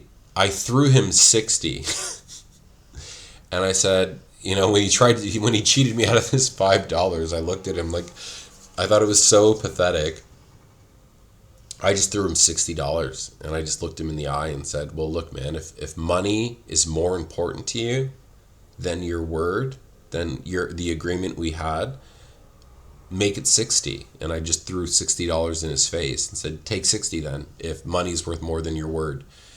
And it was so funny that when I worded it like that, and I threw him an extra $5, and I just didn't care. Keep it, right? So I paid $10 more. This look of shame and like the guy hated himself, when I did it that way, and just begged me to bring it back to 50. Do you know? And I shrugged it off. I didn't care. Keep the $60, whatever. And I just went to sleep in the car. Got to Oshawa, and I went to my best friend's house, a girl I grew up with, and she was out with her boyfriend, but I got into the apartment and waited for her. She got home at 5 a.m, And when she got home, we went for a walk, and she lives in a really bad area. We walked to a McDonald's to get a coffee. I love McDonald's coffee. It was the best. I don't know about anywhere else, but in Canada, McDonald's had the best coffee. And as we're walking through the field, cutting across to get to the McDonald's at 5 a.m, the first thing, I literally just been back home for 3 hours or 4 hours. I got there at 2 a.m. She got home at 5 a.m. We now were going to get a coffee. We hadn't seen each other in, I don't know, 5 years. And the first thing I walked by is a dead body. Just got home. Just got to my friend's house. And I leave to get a coffee with her, and there's a dead body, head down, ass up, and drug overdose, almost for sure. I'll never forget that moment. The first thing I saw within 3 hours of being back home was I literally just went into the backyard, cut through my friends. We went through the back of the building, and there's just a dead body right there. Man, welcome home. That stuff didn't really exist back in the 50s. So now we have institutionalized lawlessness, soft on crime. People are caught, released, especially if you're black, and if you're a black person, I mean, you should agree with me, and you should be completely repulsed what you're seeing in the black communities right now. It's like look, I go after the Jews. You need to call out your own race. You need to call out your own people. And that black guy that killed that white girl, that Ukrainian girl on the bus, stabbed her, like, that guy probably should have been executed at some point, or thrown into a mental institution, or given a life sentence because he just wasn't learning. But that's to do with, like, the judge actually needs to be charged. What we need to start doing is the judges that are letting these criminals off, slap release, those judges need to be executed, for sure. So we have institutionalized lawlessness, soft on crime. Policies mean criminals are often released before the victims even get home. And the homicide solve rate has hit a historic low of 51%. Okay, the coming and going is now defined by a coin flip chance of justice. I love that. So yeah, we are living in a world. So it's not that. So when you're reading like homicide rates, you're going to notice that they're actually lower or the same as they were, which is amazing because the population has gone up. But when you factor in that we now live in a world with cameras and technology and DNA and all this stuff that we can, catch criminals faster and easier. It's not so easy to commit crimes now with cell phone records and all this stuff, that the homicide rate is the same, I think, as it was, say, in the 70s or something. But the solve rate is what you need to look for. And the fact is that in the 50s, we had a 90% solve rate, and then we get into the 60s. I think we had an 80% solve rate, 70s, 70%, 80s, 60%, and then towards the 90s to now, we've dropped down to a 50%, a coin toss. That means half the murderers are still out there. We're not catching them. Okay, and we have this like insane law system now where we don't even punish real criminals. And the drug reality today, the rise of synthetic opioids like fentanyl has turned our public spaces into open-air asylums with over 100,000 fatal overdoses annually. It is now the leading cause of death for Americans aged 18 to 45. When you go out in many major cities today, you are forced to navigate around discarded needles, encampments, and individuals in active drug-induced psychosis. The public square is no longer a shared community space. It is a zone of managed decay and inescapable tragedy based on greed. So, Yeah, and like I said in my story 6 years ago, was it 6 years ago? I guess maybe 7 years ago. It was 2019. Wow, 7 years ago after I was arrested. Yeah, first thing I saw when I got home was a dead body. I mean, my friend didn't live in a good part of town. She was a rough girl. Like we were both, you know, more or less street kids growing up. She was a tough girl, really tough girl, really loyal friend. You know, uh, the kind of it's kind of friend you want by your side when things get bad. Anyways, 1950s, the blessing. So you could go out and leave your front door unlocked. Children played in the streets until dark without a cell phone. Neighbors were the eyes on the street. Stranger crime was rare. Okay, that's actually another big thing, that strangers are here. Because most people knew their neighbors' names, their kids, and their business. Community was the watchtower, right, back in the day. The curse today, we live behind cursed barriers. We have door cams, high fences, and security systems, yet we feel less safe. We don't know our neighbors, so every person we see when we go out is a potential threat, right? Like a stranger. In the 1950s, most Americans reported having close interactions with their neighbors daily. Today, nearly 33% of Americans say they have never had a conversation with their neighbors. Guys, when I was a little kid, Halloween was probably the best holiday in the world. There was not a better holiday than Halloween. Maybe Christmas. I don't know which one was better. I mean, maybe Christmas by a little bit. But man, when Halloween came, Christmas was more of a family thing. Halloween was a friend thing. You go out with your buddies on Halloween.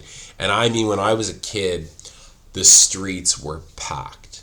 Thousands of kids everywhere you looked. You know? It was amazing. And you felt safe the whole time. And then slowly as I got older, this person got arrested, this person got beaten, robbed, all his candy was stolen. I'm like, what? That happened to Brian? Brian got beaten up and a bunch of older kids stole all his candy and left him there on the ground. Oh my God. There's like messed up things like people are putting in the kids' candies, and it was like all of a sudden now nobody felt safe. No one, all of a sudden it was like the best you would get is maybe one person was having a Halloween party. Anyways, my point is, guys, when I see Halloween today, which is almost non-existent, versus Halloween when I was a kid, it was a whole different world. Anyways, it was I miss those days. I really took them for granted. I didn't know what I had. 1950s, a blessing. There was a general sense of optimism and a blessed peace. People came into a home that was a sanctuary.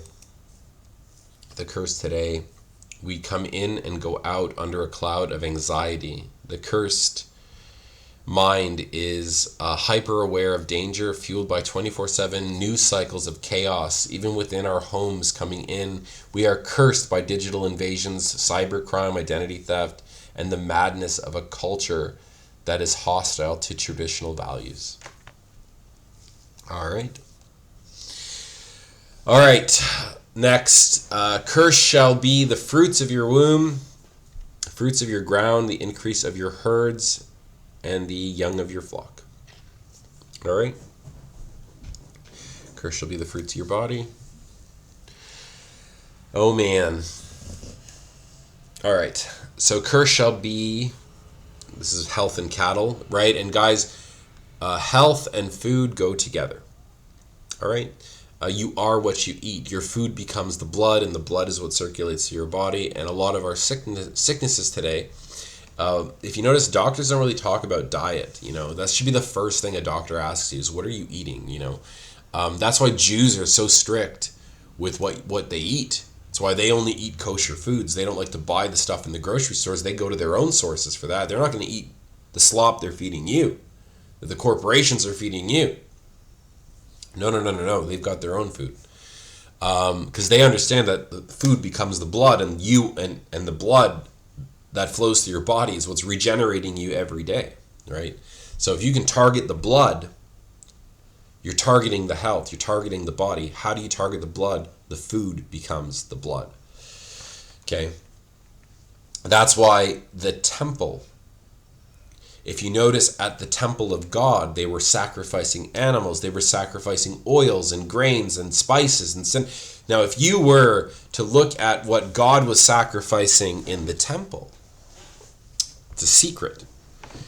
You're looking also at a diet of what you should be eating. The temple is the body is the temple. And when you look at the rituals being done by the Levites, the priests, to do with grains and oils and spices and meats and fats, the Bible is giving you a diet. All right, that's something we can do another time. So the blessing, the baby boom, the U.S. fertility rate peaked at roughly 3.6 children per woman. Okay, because of the low friction, right? We talked about motion and friction. The low friction economy, affordable housing, one-income families, having children was seen as a natural, expected, and joyful expansion of the family house, right? So we're also seeing how, again, white collar, blue collar stuff, economy affects also the fruit of the womb, right? Today, we are entering a demographic winter. The U.S. birth rate has plummeted to roughly 1.6 children per woman, well below the 2.1 replacement rate. Okay, so we are committing suicide while the foreigners are coming into our countries and outbreeding us like rabbits, right? The 1950s, okay, the blessing, the physical and neurological health of children was generally robust, largely free from the modern epidemic of autoimmune and developmental disorders. Okay, so like the autoimmune, let's look at like autism. So the estimate rate of autism in the mid 20th century was roughly 1 in 10,000 children. It was considered a remarkably rare condition. So imagine like autism, 1 in 10,000. You could very well go your whole life and never meet someone with autism. Today, the curse, we are witnessing an unprecedented neurological crisis in our youth, according to the latest CDC data, which is probably wrong, probably higher. Autism rate has skyrocketed to 1 in 36 children and is even higher among boys at 1 in 23. I remember that when I was taking the kids. It was my girlfriend at the time. She had 2 kids, and I would take the little one to preschool, and I was shocked because in his preschool there were 3 autistic kids in his class, and I was like, I don't remember any, maybe 1 in the whole school when I was a kid, and anyways, and guys, like autism, not just that, like I knew a woman who had a son. He was totally normal. And he went and got vaccinated. He was 5 years old or 4 years old. And it was the saddest thing in the world. After he got vaccinated, and you guys can say it's not the vaccines. You could say it is the vaccines. I don't care. That's not what's important here. What's important here is the kid literally just got vaccinated. And within a few days, he developed a fever. And now he was gone. Okay? You could say whatever you want. It's no different than a lot of babies that die from SIDS, sudden infant death syndrome. They went to the doctors, got a bunch of shots, and the kid ends up dead in the crib. And they're just like, oh, he died for no reason. I don't know. I'm not a specialist. I don't know. I can say that's very weird. What I can tell you is, as a matter of fact, I knew a woman whose son was totally normal, got a shot, got vaccinated, and within 2 or 3 days, the kid was a vegetable. Rocking. He just sat there, rocking back and forth, flipping pages in a book over and over and over again. Not reading. I don't know if he's reading. I have no idea. But it was scary I'll tell you why it was scary. Because when I looked into the kid's eyes, I felt like he was there and he was trapped doing this. It was like, I can't explain the fear that I felt looking at this kid, that it's like he just couldn't control his body anymore, but the little boy was still there. I could see it in his eyes. Anyways, it didn't exist really back in the day. Now, phew, curse shall be the fruits of your body. Okay? Metabolic health, so the blessing, was the national standard. All the adult obesity hovered at roughly 13%, while childhood obesity was a mere 4%, fueled by whole foods, the blessed kneading bowl, and an active culture. Disease was often the result of age. It was rarely the result of the lifestyle itself. Today, the curse, we are witnessing a total metabolic collapse. Adult obesity has tripled to 42.4%, and childhood obesity has surged by 500% to over 21%. When you include those who are overweight, a staggering 73% of the nation is physically burdened. And that's going to affect healthcare, everything, psychology. Sorry guys, this was a really hard video. This is a really hard video for me to do.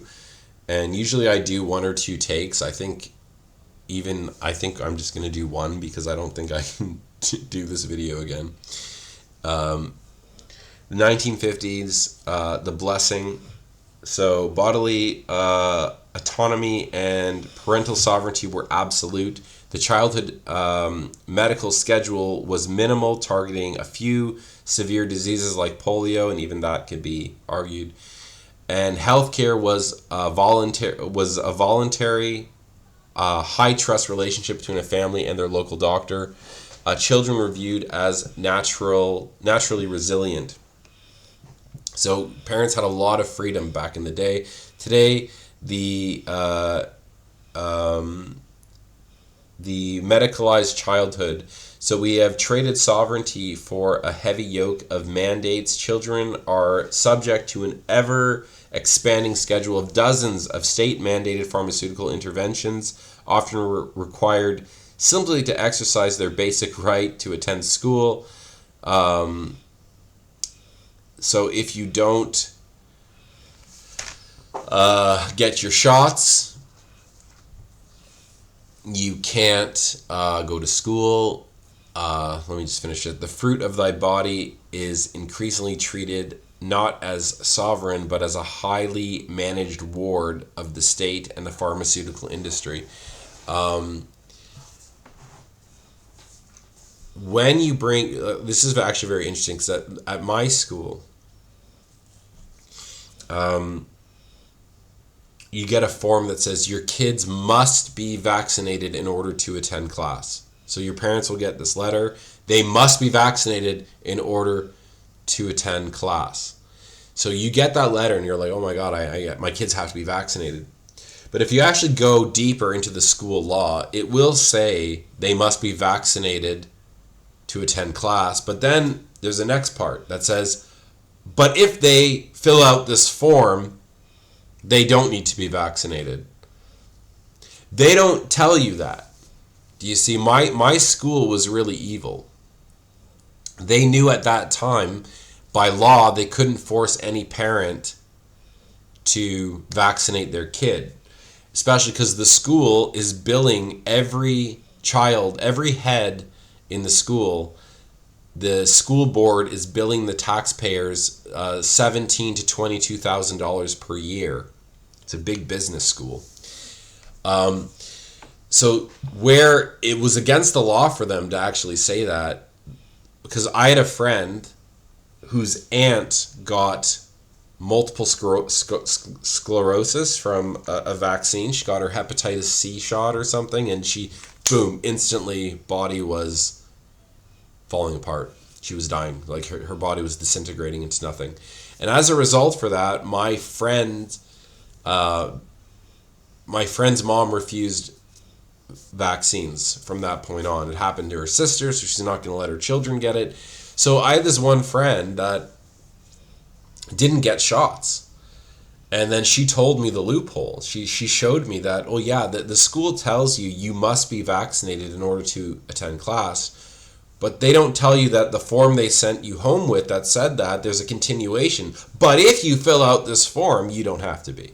So you must do this unless you fill out this form. But they don't tell you that that's an option, right? They're very clever in how they trick you. So now everyone's getting vaccinated. We have no idea what's going on, what's in these vaccines. Like come on, this, and no one can deny that before autism was virtually didn't exist.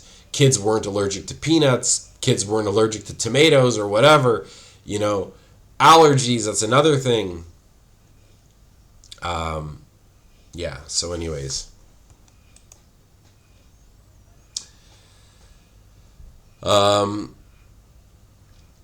Cursed shall you be. So now we're still at healthcare. So now we're moving to the cattle. Cursed shall you be in the increase of thy kind and the flocks of thy sheep. So in the 1940s and 50s, the blessing at its peak in the mid 20th century, the U.S. sheep inventory was between 49 to 56 million per head, or million heads.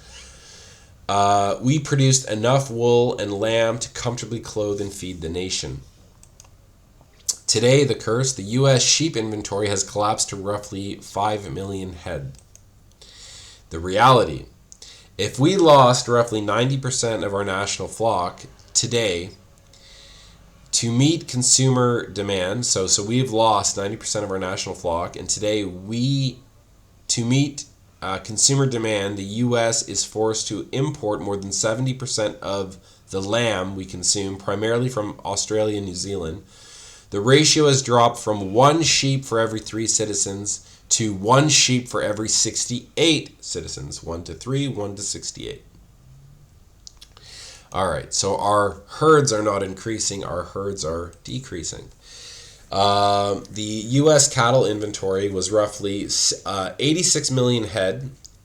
Okay, at that time, the U.S. population was 153 million.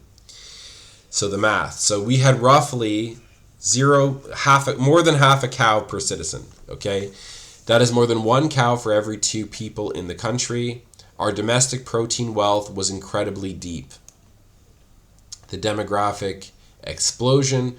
Over the last 70 years, the United States experienced a massive population boom, growing by 122%. We added nearly 190 people to the nation. Today, the stagnation as of the USDA's recent report, 2024 to 2026, the U.S. population has skyrocketed to over 340 million people. However, the cattle inventory has shrunk back to roughly 86.2 million head. So it's exactly the same. Our population has doubled, more than doubled, since this time, but the cattle rate is still the same. So the increase is not there. We've gone back. So the math. While our human population grew by 122%, our cattle supply grew by a microscopic 0.2%. The ratio has plummeted to just 0.25 cows per citizen, 1 cow for every 4 people, which I don't even think it's that. I know living here in Eastern Europe, number one, cows aren't a big thing. It's way more pork and chicken and fish.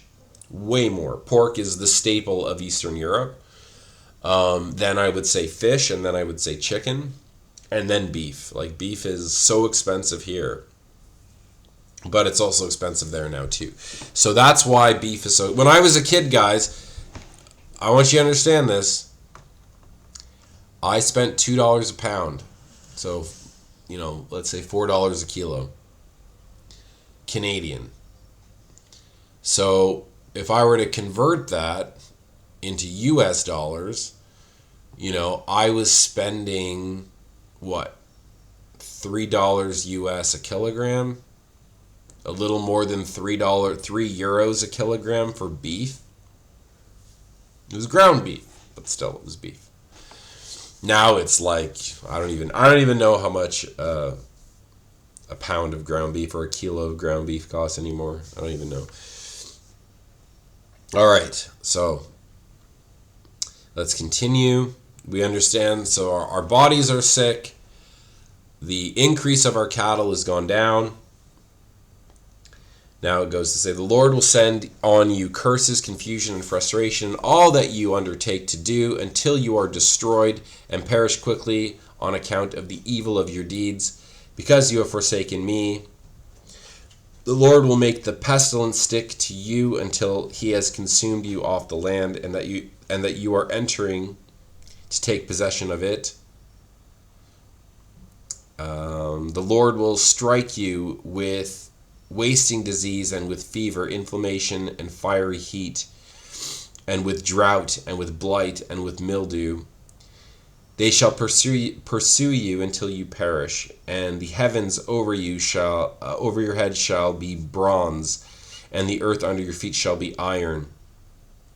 And the Lord will make the rain of your land powder. From heaven dust shall come down and on you until you are destroyed.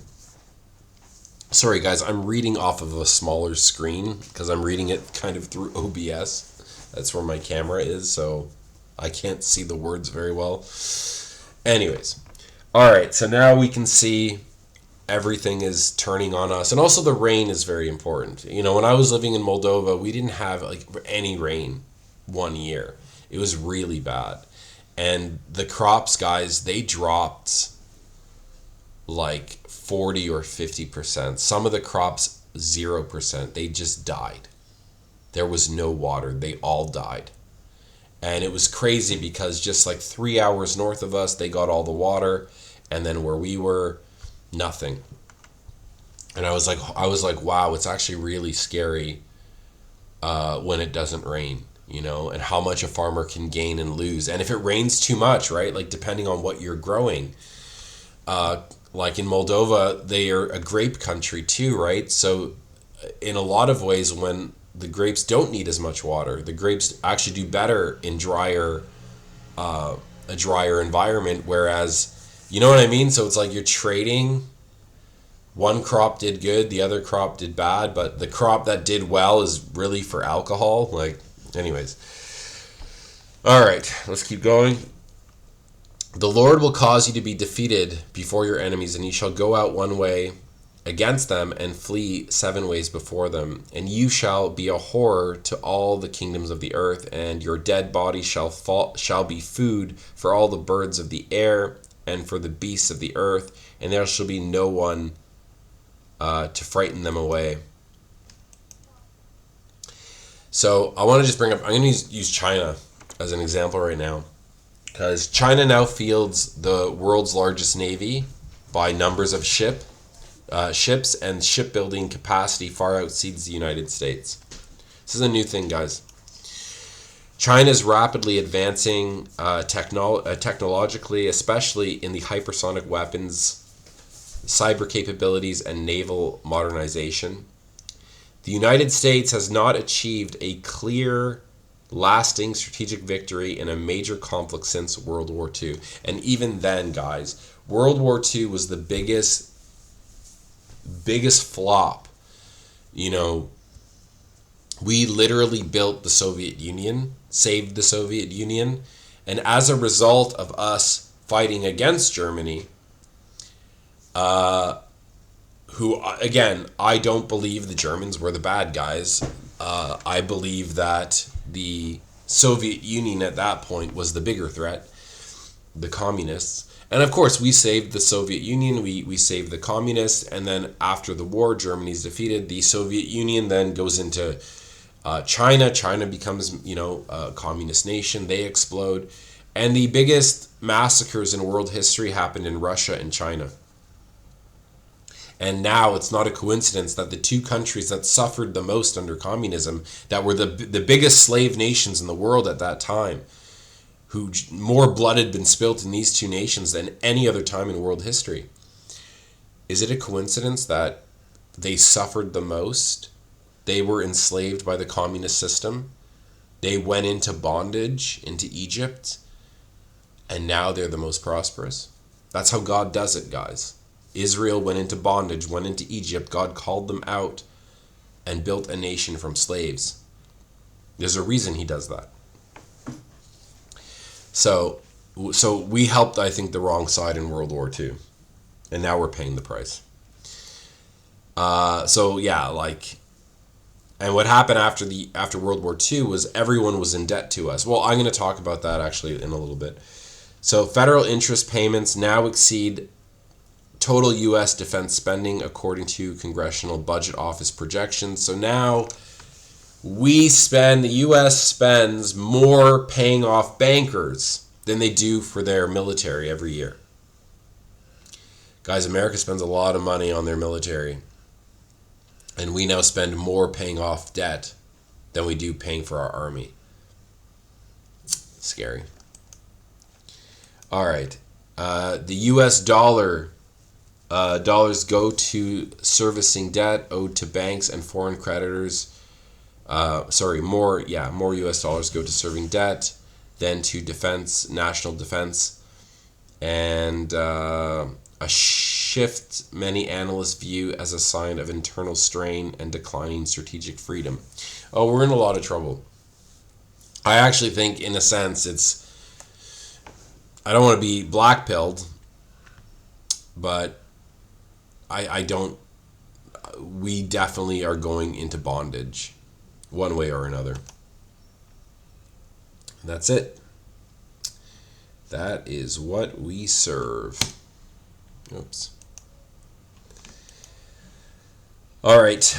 In Obadiah it says,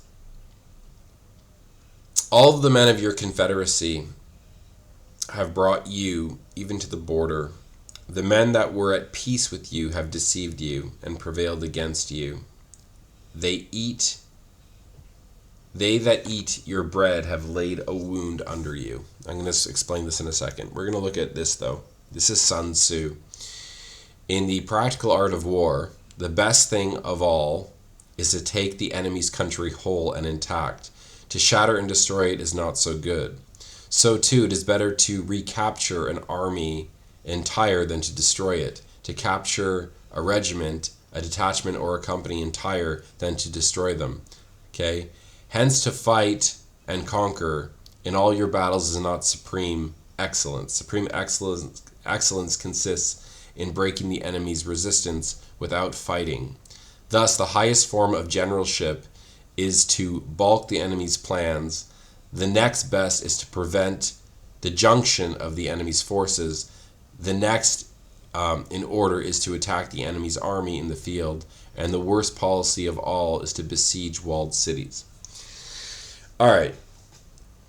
The best thing of all is to take the enemy's country whole and intact. To shatter them and to destroy it is not so good. That is exactly what they've done. Guys, we are a conquered people. We are a slave nation. We have lost every major war we've been in since World War II. Our blessing is gone. And instead of acknowledging that, it's, I hate God. I hate Jesus. It's the Jews. It's everyone else's fault but our own. And I'm telling you, unless we can actually look inside ourselves, unless we can actually start repenting for our sins and our transgressions, we're never going to get out of this, ever. So now, this is crazy. The opposition leader of Taiwan is now working with China, wants to work with China. Spain wants out of the United States. They are leading the charge against the West, against the US, against NATO, and pushing for closer relationships with China. Here, where I live in Serbia, they hate America. There's an American army base in Kosovo. And what the Americans did here in the 90s and the early 2000s is insane. Also, what the Americans did in China. The Americans betrayed the Chinese. Taiwan is an interesting country. I guess maybe we shouldn't go into it right now. But the Americans stopped supplying the Chinese weapons and allowed the communist Chinese to win and take China. The Americans saved the communist Soviet Union in World War II. America is responsible for the Soviet Union and China. That's what's mind-blowing. What's mind-blowing right now is we've surrendered all our patents, all our designs, all our factories have moved to China. We gave the Chinese everything on a silver platter based on our own stupid greed. We never had to work with China. And but for me, it's God. It's not, I don't hate the Chinese, but I'm looking at the chessboard right now, and the Chinese are taking over. They're insane. The same with the Russians too, And I don't think it's a coincidence that the two countries that suffered the most under communism, financed by the West, supported by the West, I don't think it's a surprise that they're the nations that are rising to power right now.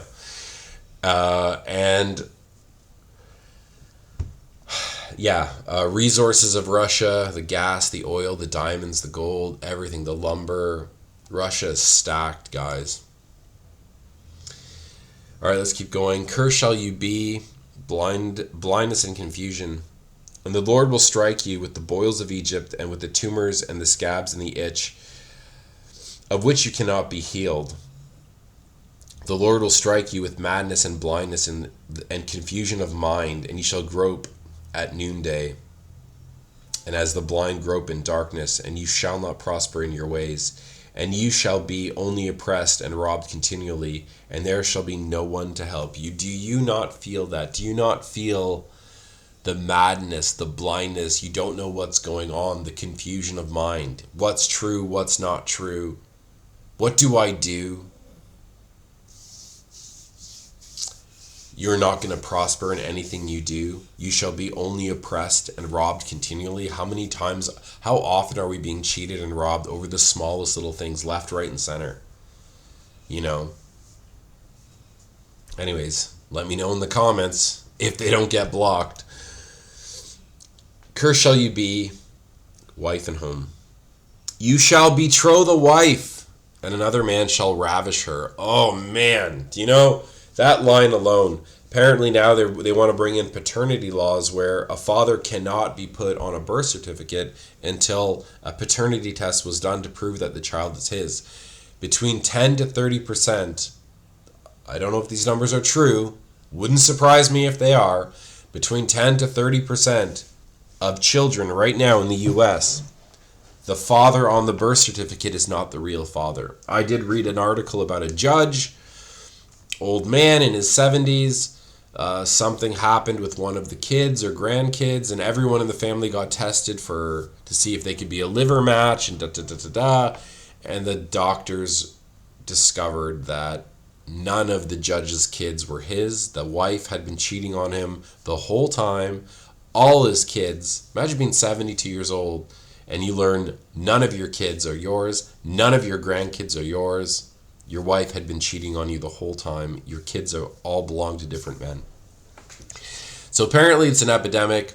You shall betroth a wife, but another man shall ravish her. The amount of friends that I knew, stories, I shouldn't say friends, just guys I knew about, that went off to Afghanistan, Iraq, wherever, and their girlfriends were just all cheating on them. Man, imagine you're off fighting in war and your girlfriend's, oh man, I just can't think of anything worse. It was very, very, go talk to U.S. soldiers, Canadians, Western soldiers, they'll tell you all about it. You shall build a home, a house, but you shall not dwell in it. You shall plant a vineyard, but you shall not enjoy its fruits. Your ox shall be slaughtered before your eyes, but you shall not eat any of it. Your donkey shall be seized before your face, but shall not be restored to you. Your sheep shall be given to your enemies, but there shall be no one to help you. Divorce rates, over 50%. Over 50%, guys. You have a coin toss. It was unheard of in the 50s and 40s, divorce. It was very low, 1%. Now, anyways, dating culture. Surrendered labor. Your sons and your daughters shall be given to another people, while your eyes look on and fail with longing for them all day long, but you shall be helpless. A nation that you have not known shall eat up the fruits of your ground and of all your labors, and you shall be only oppressed and crushed continually. Well, guys, if you're wondering why taxes are so high and they're taxing you left, right, and center, and why you're spending a fortune on shipping and stuff like that and tariffs, it's because we're paying off debts right now. Income tax is going to paying off bankers. We need that to pay off all the loans that we've taken out, all the bonds that we've issued that other nations are holding the debt on. I'm going to explain that in a second. So understand that if you have a child right now in the US, your kid is instantly born with $114,000 in debt. Your kid is literally, that's how every American citizen starts their life now. $113,000 in debt. And it's actually closer to $250,000 once you apply interest, compounded interest, and the 30-year payment plan. It's and then when you factor in that the baby boomers are all going to be dead, it's more like $400,000 to $500,000 every baby born in the U.S. is in debt once you factor everything in. Yep. So when it says here that your sons and your daughters will be given to another people, and your eyes shall look on them and fail for longing for them all day long, but you will be helpless. A nation that you have not known shall eat up the fruits of your ground and of your labors, and you shall only be oppressed and crushed continually. That's why you're paying such high taxes right now. We're paying off all the debt, the interest that we owe to foreigners for wars we never wanted. We'll get to it. And you shall become a horror, a proverb, a byword among all the peoples where the Lord will lead you away. Well, I'm here living in Eastern Europe, and I'm going to tell you right now, guys, we're not liked.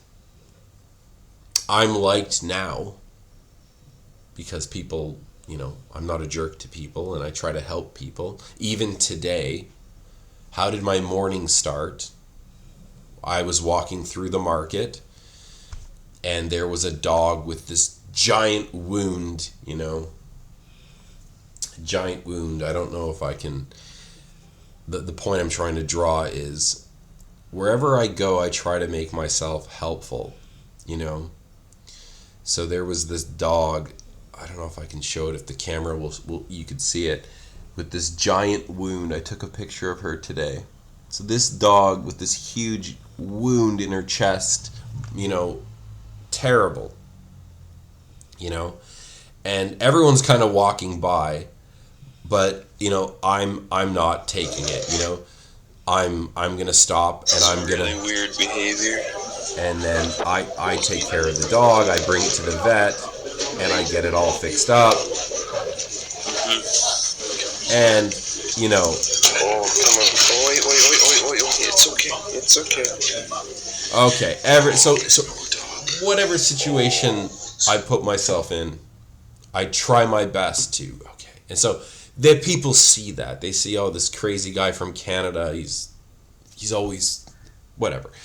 So it took me time, guys. I'm trying to explain to you. I'm not trying to, I'm trying to explain that when I go somewhere, I'm an American. I'm not liked. And then I have to work hard to build a reputation where they're like, because I'm American to them. Canadian Americans, the same thing, whatever. I got kicked out of a bar, like a kafana. It's a cafe bar. I've had 3 bad incidences here, 3, maybe 4, for nothing I did wrong, for simply being an American. We are a proverb. When the dollar falls, guys, right, like not far from me in Kosovo here, the American army base, I believe fully that the people of Serbia will take back Kosovo. The moment America falls, the moment America shows weakness and has to start retreating, there will be all-out war in my region because these people want Kosovo back. The Serbs want their land back that the Americans gave to a bunch of Albanians and built a U.S. Army base there, and now there's an American Army base, and the people here are pissed. Okay? And we can talk about and argue about the war all you want. There's like...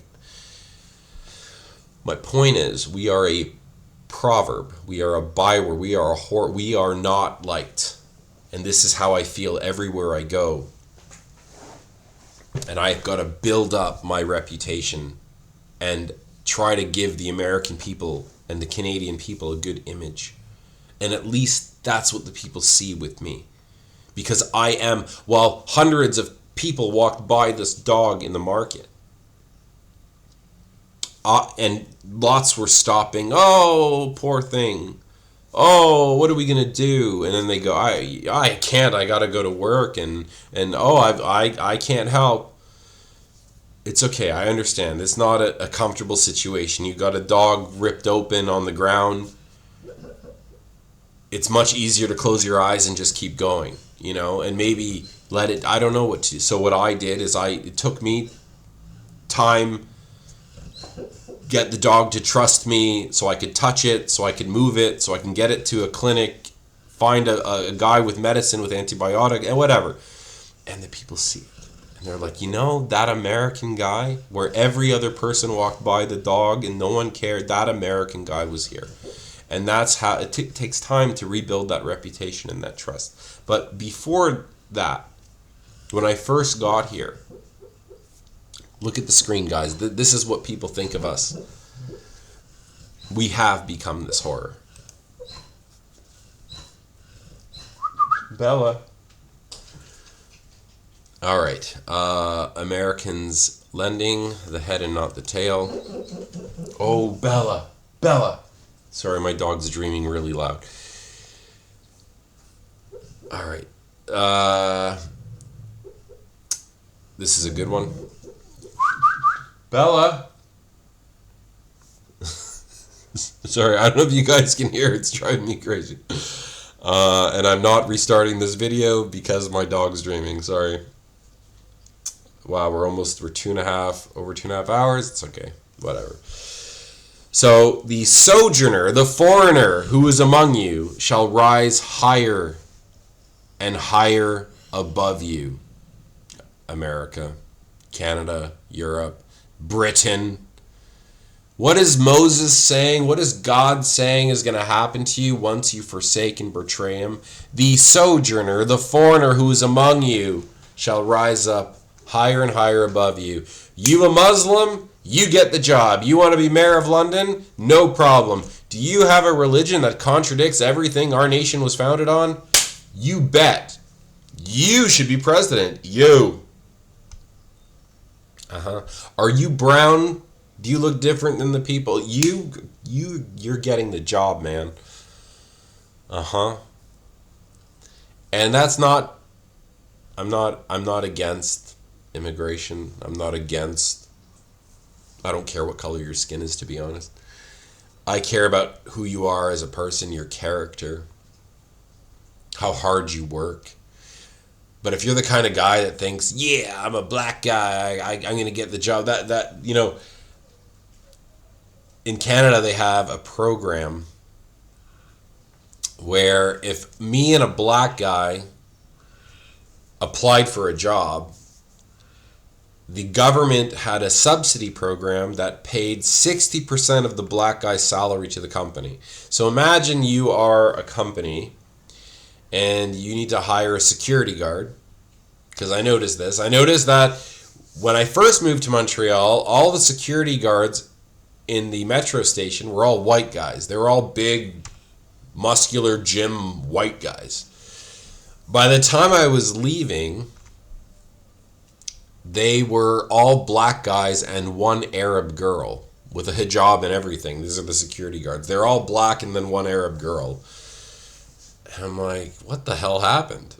Well, government subsidy programs, we're not racist in Canada, but if a white guy and a black guy apply for the same job and you hire the black guy and you don't hire the white guy, we'll pay you 60% of his salary. Really? Yeah, really. Just hire the black guy over the white guy, hire the Arab girl over the white guy in a security job in a white country. Oh yeah, that's a thing. The government is using white people's taxes to replace you in your jobs. Genius. See? Guys, it's God. God is doing this. You could say, oh, it's the Jews. No. This is what God promised you. Once he blesses you and gives you this nation and blesses you above all people, makes you the envy of the world. Understand that, guys. Before, the world all wanted to be American. They all wanted to come to our country. They wanted to be us. And now we are the byword. We are the proverb. We are the horror. Americans. The fat, useless, stupid Americans. Do you know, just this week, there's been an incident that I've been watching. I'm sure a lot of you have been watching it with this right-wing, I can't even believe I'm talking about it in the show, but I have to. This right-wing content creator, The Quartering. I was always spoon-fed this guy's videos, and now I've learned what an evil degenerate this guy really is. But the point is I've been watching the commentaries of people commenting on this guy. And this guy who claims to be a political guy, he was speaking about Iran. He didn't even know where Iran was on a map. He's lecturing us about, Trump and Iran. He was talking about we need to blow up Iran and kill all the Iranians. The guy doesn't know what he's talking about. And then he couldn't find the Strait of Hormuz. Not just that, he didn't even know how to find Iran on the map. But that's not my point. My point is, when I was watching the guys making fun of him and commenting on this guy, I watched like 6 or 7 different guys talk about it, and none of these guys could find Iran on a map either. I'm like, these were all American guys from the US, and I'm thinking, how mentally retarded are you? Where have you been living? Not only are we the fattest people in the world, but you're telling me we've been blowing up these countries, and you can't even find it on a map? You are telling people to go to war and die, and you can't find it on a map, and to go invade these people, and you don't even know where it is? Do you know? It really... It really messed me up. Listening to all these content creators laugh at this guy. And I'm like, what has happened to us? We can't even find Iran on a map. It wasn't just the guy that was being ripped on. It was also the guys commenting on it. And I was just... Anyways, so the foreigner shall rise up higher and higher above you, and you shall come down lower and lower, and he shall lend to you, and you shall not lend to him. He shall be the head, and you shall be the tail. It's from God, guys. It's not Satan, it's not Lucifer, and it's not the Jews. The Jews might be God's instrument to inflict this on you, but stop blaming the Jews. You did something wrong. God sent the Jews in. God gave the foreigners the powers over you. God, do you not see that maybe you need to get right with God? No, what's happening instead? YouTube is bombarding you with anti-Christian stuff, anti-God stuff. Become a pagan, guys. Paganism, that's the way to go. Double down. Double down. We've already gotten rid of Christianity in America. Don't blame the Christians for this. You can blame the Zionists for this. You can't blame Jesus for this. You can't blame the Bible for this. You can blame the corrupt Christian establishments. And I could blame you for not reading the Bible properly, where you could go to these Christian Zionists and confront them on their bullshit, like my channel is based on, and say, none of you guys are Christians. You're Zionists. You guys have a whole different ideology. You and your end times, end of the world, Battle of Armageddon, whatever. So the foreigner is going to rise up very high. You're going to come down very low. He shall lend to you, and you shall not lend to him. He shall be the head, and you shall be the tail. We're going to talk about that in a minute. All these curses shall come upon you and pursue you and overtake you till you are destroyed, because you did not obey the voice of the Lord your God to keep his commandments and his statutes that he commanded you. What did Jesus command you to do? Love each other as I loved you. Sacrifice your lives for your friends. Love your wives. That's it. Do unto others as you'd have done unto yourself. Even love your enemies. And loving your enemies does not mean disregarding justice or something like that. That is insane. The Apostle Paul said, if I have done something worthy of death, I suffer not to die. Paul said, if I've broken the law in such a way, then kill me now. You can forgive a rapist. You can forgive a murderer. They still need to hang. Do you understand? There's a difference between forgiveness and justice.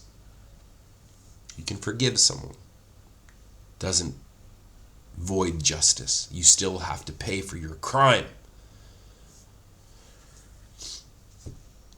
So all these curses shall come upon you. Yeah, take you. Okay.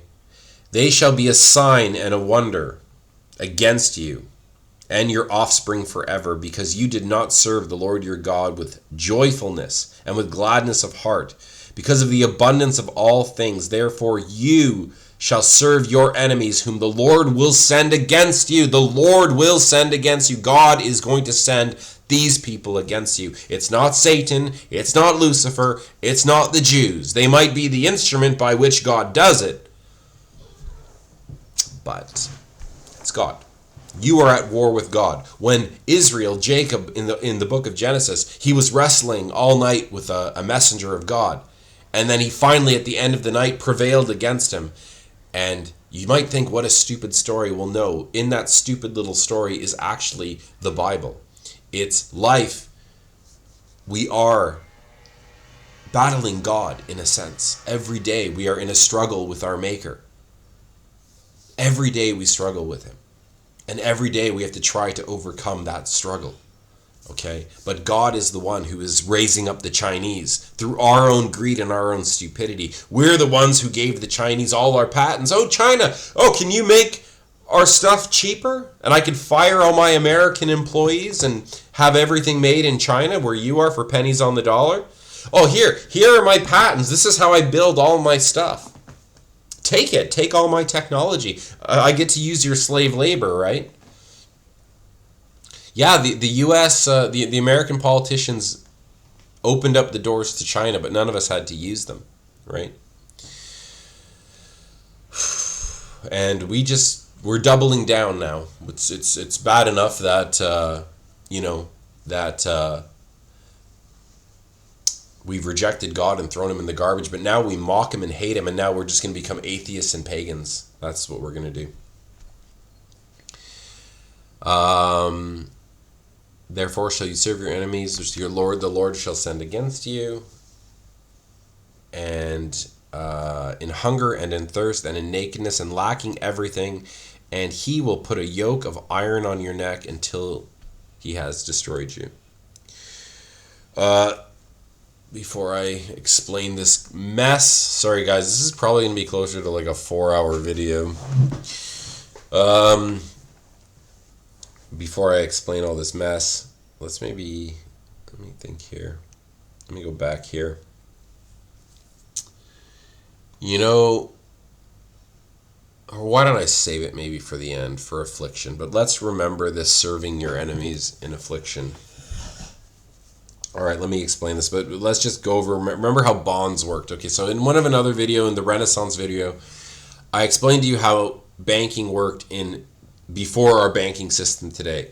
And how it worked in the Renaissance, medieval England, is the Jews were the bankers. And don't make it's the Jews, they were the bankers, you see, it's the Jews. No, guys, it was our kings and queens who were bypassing Christian law. They found a loophole in the law system and goes, well, as a monarch, I can't enslave my citizens with debt interest, but the Jews can. So the monarchs would bring And here's an example, Henry III and Henry I of England. So what would happen here is the kings didn't want to, they wanted money now. I need money now. I don't want to wait and collect taxes from my peasants who give me grain and give me, the peasants didn't use gold and silver. The peasants used whatever they were making. It was like a barter system for them. It was the lords and the nobles and these people that really, maybe some tradesmen who used gold and silver, but for the most part, the peasants didn't. So the king would have to collect all their labor, 10% of their wheat and 10% of their grain and their whatever and this. And he had to wait. He's like, no, I need money now, so I'm going to bring the Jews in. The Jews are going to give me the money I need now. I'm going to build an army, and then you're going to go fight and die in the war that's pointless because I need more titles and I need more land. I'm not happy with what I have. So you're going to go, I'm going to borrow all this money. You're going to go fight and die in these wars for King Edward I and King Henry, or whichever king it was, King Henry V. The Battle of Agincourt, one of my favorite battles in history. But when you really understand what the battle was about, it was like, my God, talk about the stupidity. He wanted a little bit more land and a little bit more titles because he was related to this guy who was related to this guy who was related to her who then died in It's like, this is what you're going to war for? Like, this is what you're going to spend all this money for? Anyways. So the king wants money now. He needs to build his army. You need to go fight in it. But now, I need the money now. It's going to take me 5-10 years to collect all the taxes and from the people. And, it's better to bring the Jews in. Let them bypass the Christian laws. They can enslave my citizens. They can enslave my subjects. And then, as the king, I'll get a portion. I will tax the Jews 50% or 1/3 on the interest that they put on my people. You see. So the Jews would enter England. This is just an example. The Jews get a special title, serfs of the king's chamber. No one can touch them. And the king takes the loan from the Jews, and then and then the Jews are then sent out as tax collectors, and the king is partner with the usury. Now he's built a cathedral with the Jews. He's gone to war. He's invaded France. He's taken Scotland. Oh, so amazing. And now who's paying for it? You are. And then when you're like, we can't pay this anymore. It's too much. We can't live. Our kids are dying and starving. We're sick of fighting in your wars. The king's like, you know what? It was the Jews. We're going to kick them out of the country. Wait a second, Edward. You guys, they only had the power you gave them. And it's the same thing what's going on today. The reason I'm bringing this up is I'm going to show you what's happened. Okay? I'm going to show you what's happened. So, then comes the Dutch system. The Dutch, the Protestants, see, the Jews had eventually taken over the Vatican, the papacy.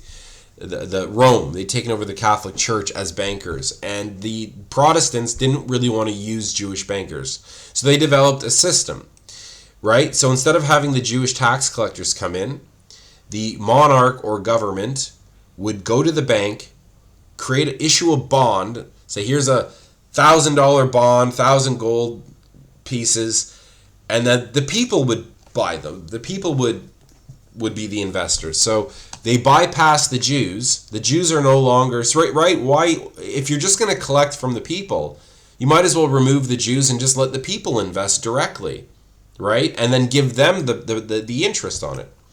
Okay, so this is the Protestant system.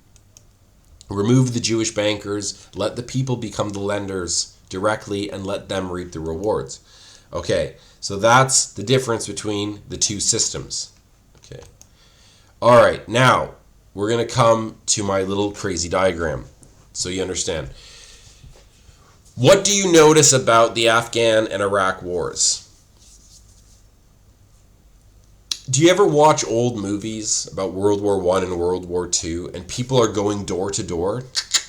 Do you want to buy war bonds? It's a war bond. War bonds, war bonds. We need to support the war effort. Raising money for war bonds, war bonds. Have you ever watched those old movies about, and you see like during World War II and World War I, they're raising up war bond money.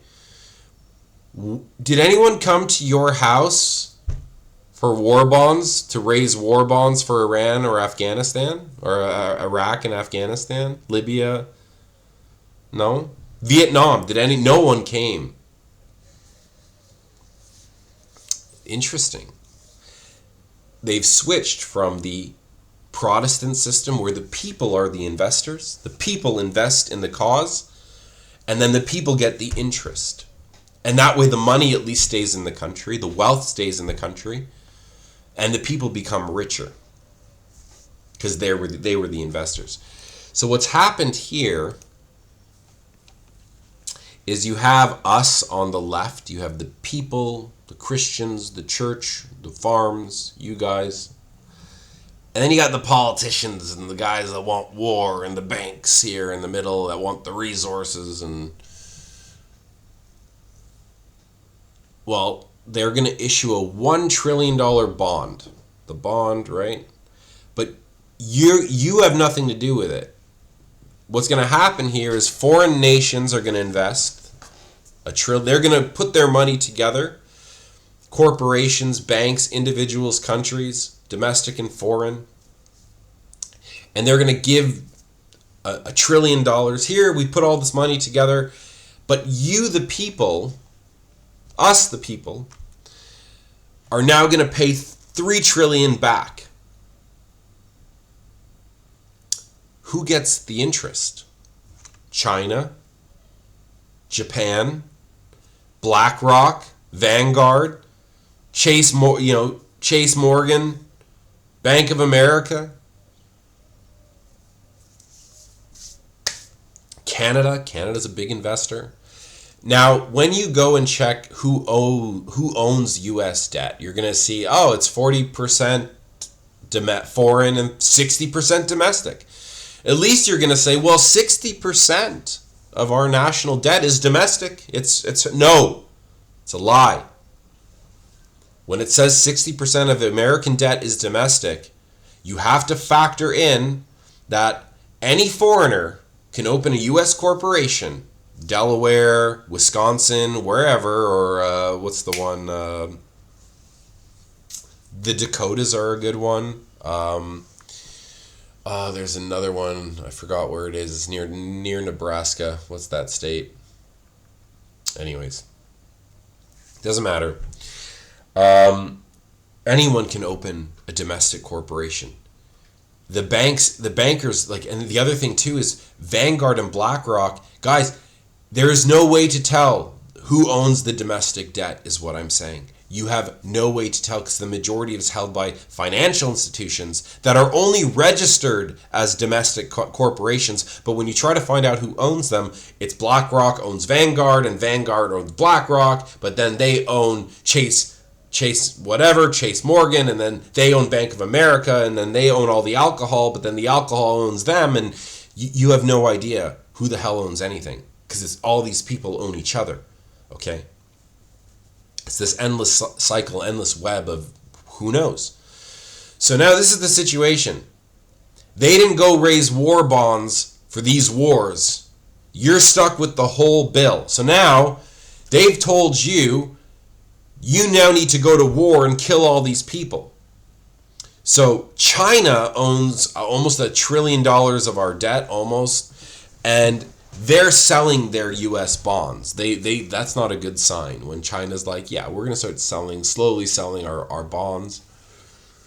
The Saudis, the Arabs, guys, when you really understand 9/11, or not 9/11, the wars in the Middle East, understand that out of 20 shots fired,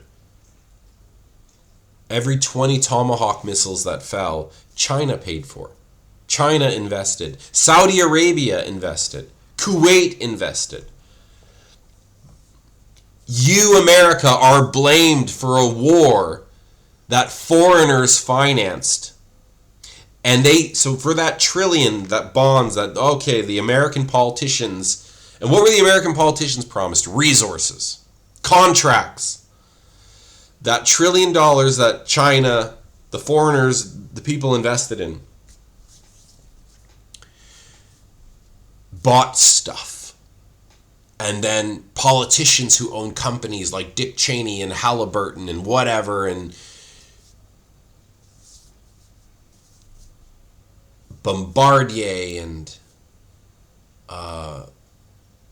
Lockheed Martin, like, my God, these evil corporations were billing you a fortune, financed by who knows.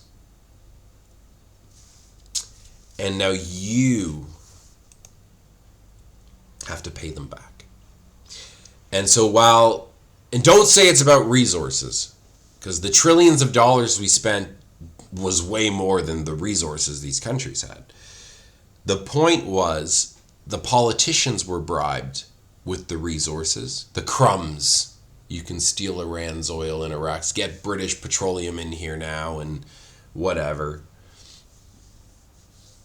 Let's get the heroin, let's get the opium, come on guys, let's get the hashish. But the bankers were setting up central banks. Afghanistan got a central bank in 2003. Iraq got a new central bank in 2004. Libya got one in 2011. Isn't that weird? On one hand, because it doesn't matter about the resources, guys. Whoever controls the printing of the money controls everything in that country. Give me control of a nation's currency, and I care not who makes that law, their laws. Okay, he stole that, I forgot from who.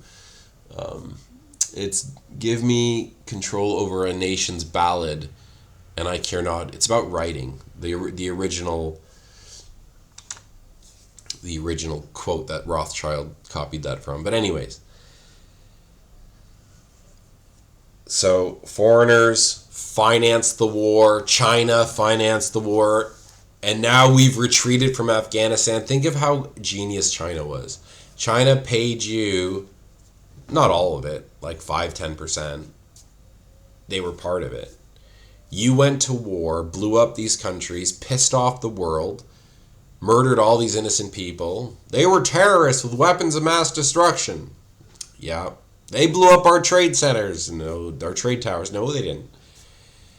Now you've taken loans from foreigners, gone and blown up those countries, had to retreat from those countries. Now those same foreigners who paid you to go have now taken over those countries. They're rebuilding it. Those damn Americans, those pesky Americans, did they come in and bomb you? Shucks. We only paid them to do it. They're the good guys. You're the bad guys. You went and did their dirty work. And you paid them to do it. You paid them to go and do it. They gave you $1 trillion. You're giving them $3 trillion back. This is the craziness of the diagram. This is what I'm trying to... And don't let the domestic and the foreign... Oh, well, that's who holds the bonds. That just tells you where it's registered. And Belgium, believe it or not, I promise you, Russia holds a lot of your debt through Belgium. Because Belgium has some crazy laws about setting up corporations and then getting into the U.S. and then investing in investments like bonds, the bond market and stuff. So I bet you Russia apparently has no American. I bet you they do if we were able to go through Belgium. Okay, that's why Cayman Islands is on here, Belgium, Luxembourg, all these banking companies, the countries, they own a lot of U.S. debt. Japan is actually number one. Japan owns the most U.S. debt. And then I think it's China after. And then Great Britain. Canada's up there. Anyways, guys, do you see? You've been tricked and bamboozled, and here are the beneficiaries. Not you. You went, you fought, you died. You killed, you murdered. And now you paying them back.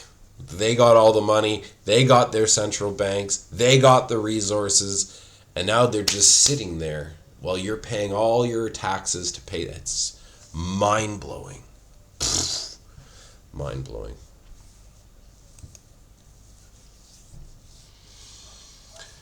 The Lord will bring a nation against you from far away, from the ends of the earth, swooping down like an eagle, a nation whose language you do not understand. And I'm going to tell you right now, if you were to pick up a Chinese passport, what language is it in? English. English and Chinese. Almost everything is in English. I can walk through the streets of Serbia, and let me tell you, these people, Serbs are interesting because they're the kindest. They're very kind and hospitable. But if you're wrong into the right, walk into the wrong one. If you meet the wrong Serb, obviously it's a problem. They're very kind and generous, but believe me, like when they're pissed off, you need to run away from these people. So, they all speak English for the most part, or they understand it all at least. Moldova was the same. Most people understood. They might not speak it, but they understand it. They can figure out what you're saying. They've watched enough of our television shows, listened to enough of our music. Chinese are the same. They might not fully speak it, but they all pretty much understand at least the basics. And so we don't speak. Americans are famous for not speaking more than English, right? They all speak your language. The majority of them speak your language. Okay? Chinese people spend a lot of money hiring Americans and Brits to teach them English. So but you don't speak their language. That's scary. So in a prison situation, in a war situation, they can say anything they want in front of you. You don't understand a word they're saying, but you trying to coordinate with Johnny, hey Johnny, we're going to plan an escape. You go left, I go right. The Chinese are like, okay, that one's going left and that one's going right. Get ready to shoot them. They understood everything you said. It's scary, when you're living in an environment where they understand everything you're saying, but you don't understand what they're saying. This is what God said is coming. Okay, a hard-faced nation who shall not respect the old or show mercy to the young. It shall eat the offspring of your cattle and the fruit of your ground until you are destroyed. It shall not leave you grain, wine, or oil, the increase of your herds, or the young of your flocks, until they have caused you to perish. This is where it gets scary. And they shall siege you in all your towns until your high and fortified walls in which you trusted come down throughout all your land. And they shall besiege you in all your towns throughout all your land, which the Lord God has given you. Now, you might say, well, God, the joke's on you. We don't have towers and we don't have walls anymore. Well, that's the ports. It's the harbors where all your food and resources are coming in. They don't need to do the individual cities right now. They can siege you based on naval trade and naval war. I'll give you an example. How did the Spartans beat the Athenians in the Peloponnesian War? Well, the Spartans were such honorable Greeks that they went to the Persians and asked the Persians for gold. They built ships with Persian money, betrayed their fellow Greek Athenians, sold out, gave the Persians all the Greek cities in Asia and said, here you go, thank you for helping us betray our fellow Greeks. Now you can enslave the Greeks that are in Asia, in Turkey. We're going to take our boats, thank you very much, enjoy your new Greek slaves, and we're going to go and take our boats to the Bosphorus. We're going to take to the Dardanelles. We're going to take the strait that connects Turkey to Europe. We're going to go there, and we're going to siege there. So now the Greeks can't get the grain that they depend on. That's coming from Ukraine and Romania and Moldova. And that's it. The Greeks, the Spartans didn't have to besiege Athens, the walls. They just had to besiege the ports. And that's how they started the Athenians. And that's how they won the war. And now China, and that's all they have to do at this point, guys. Like we medicine, fertilizers, basic stuff. Made in China, made in China, made in China. So don't laugh and say, well, we don't have walls anymore. They don't. No, it doesn't matter. It's the ports. And they shall besiege you in all your towns throughout all your land, which the Lord your God has given you, and you shall eat the fruit of your womb. Oh, this is scary. The flesh of your sons and daughters, whom the Lord your God has given you, in the siege and in the distress, which your enemy shall distress you. The man who is the most tender and refined among you will begrudge food to his brother, to his wife he embraces, and to the last of his children whom he has left, so that he will not give to any of them any of the flesh of his children. They're eating their children, guys. And you might go, well, this is crazy. What do you think happened to Russia when we funded the Soviet Union, when we funded the Bolsheviks? What do you think happened in China when we stopped sending the Chinese weapons to defend themselves and the communists, the whole war there happened? They were eating their children in Russia and China. That's how bad the famine was, when they broke the people to a point where they were eating their own children. What do you think you're going to do in a famine? Do you think you'll resort to that? Guys, in Ukraine, it happened less than 100 years ago. The Holodomor famine. It happened in World War II. There are accounts in World War II of people eating their own children, eating children.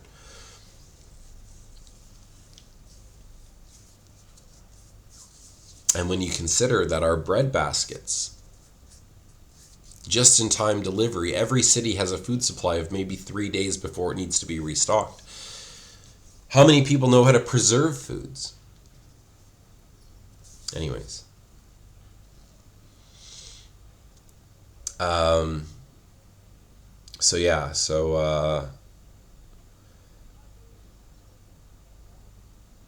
Anyways, the children whom he is eating, because he has nothing else left in the siege and in the distress with which your enemy shall distress you in all of your towns.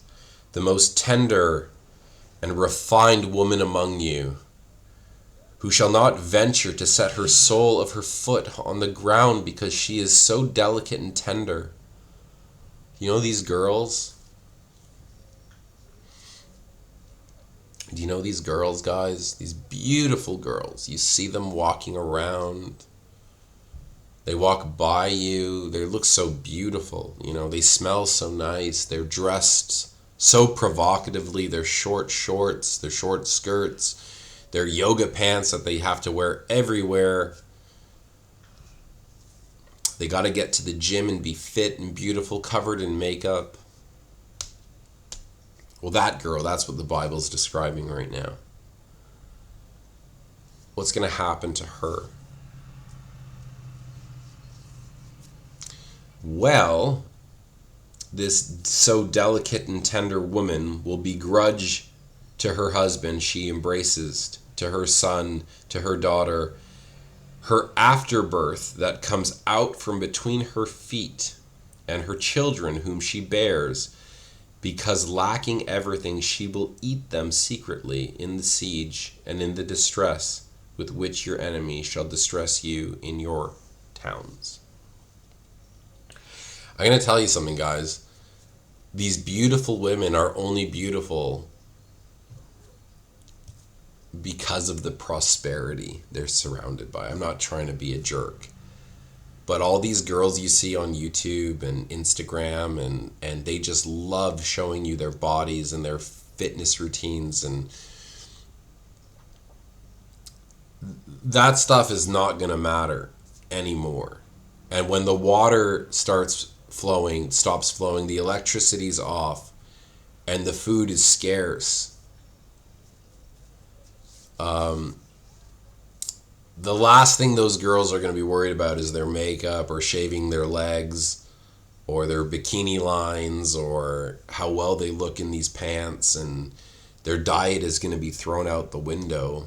Their gym routines are going to be ruined. They're not going to have,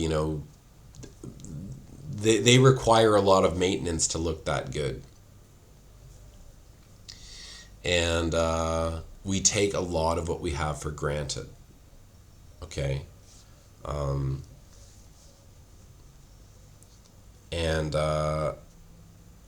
just say it now. No, I'll save it for the end, actually. Affliction. So we're going to be eating our own children, like the Russians had to, like the Chinese had to. Now, these two powerful nations right now, powerful nations, China and Russia, they went through it less than 100 years ago. China went through it probably in the 40s. Russia went through it from 1917 to into World War II.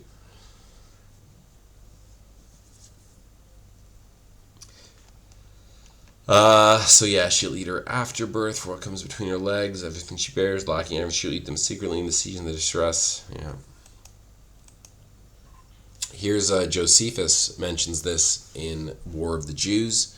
There was a certain woman that dwelt beyond the Jordan. Her name was Mary. Her father was Eliezer. The famine was too hard for her. Now, what it doesn't tell you is she was very positive when the war first happened. This is the Roman Wars. When the Roman Wars first started, she was positive. She was happy. She was giving food to the soldiers, helping out as much as she could. But then everything went to hell.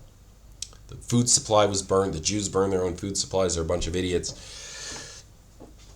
Anyways, but now things are changing. The famine was too hard for her. It pierced her through her very bowels and marrow. She then attempted the most unnatural thing, and seizing her own son, who was a child at her breast, she said, "O thou miserable infant, for whom shall I preserve thee in this way, this famine and this sedition, this rebellion?"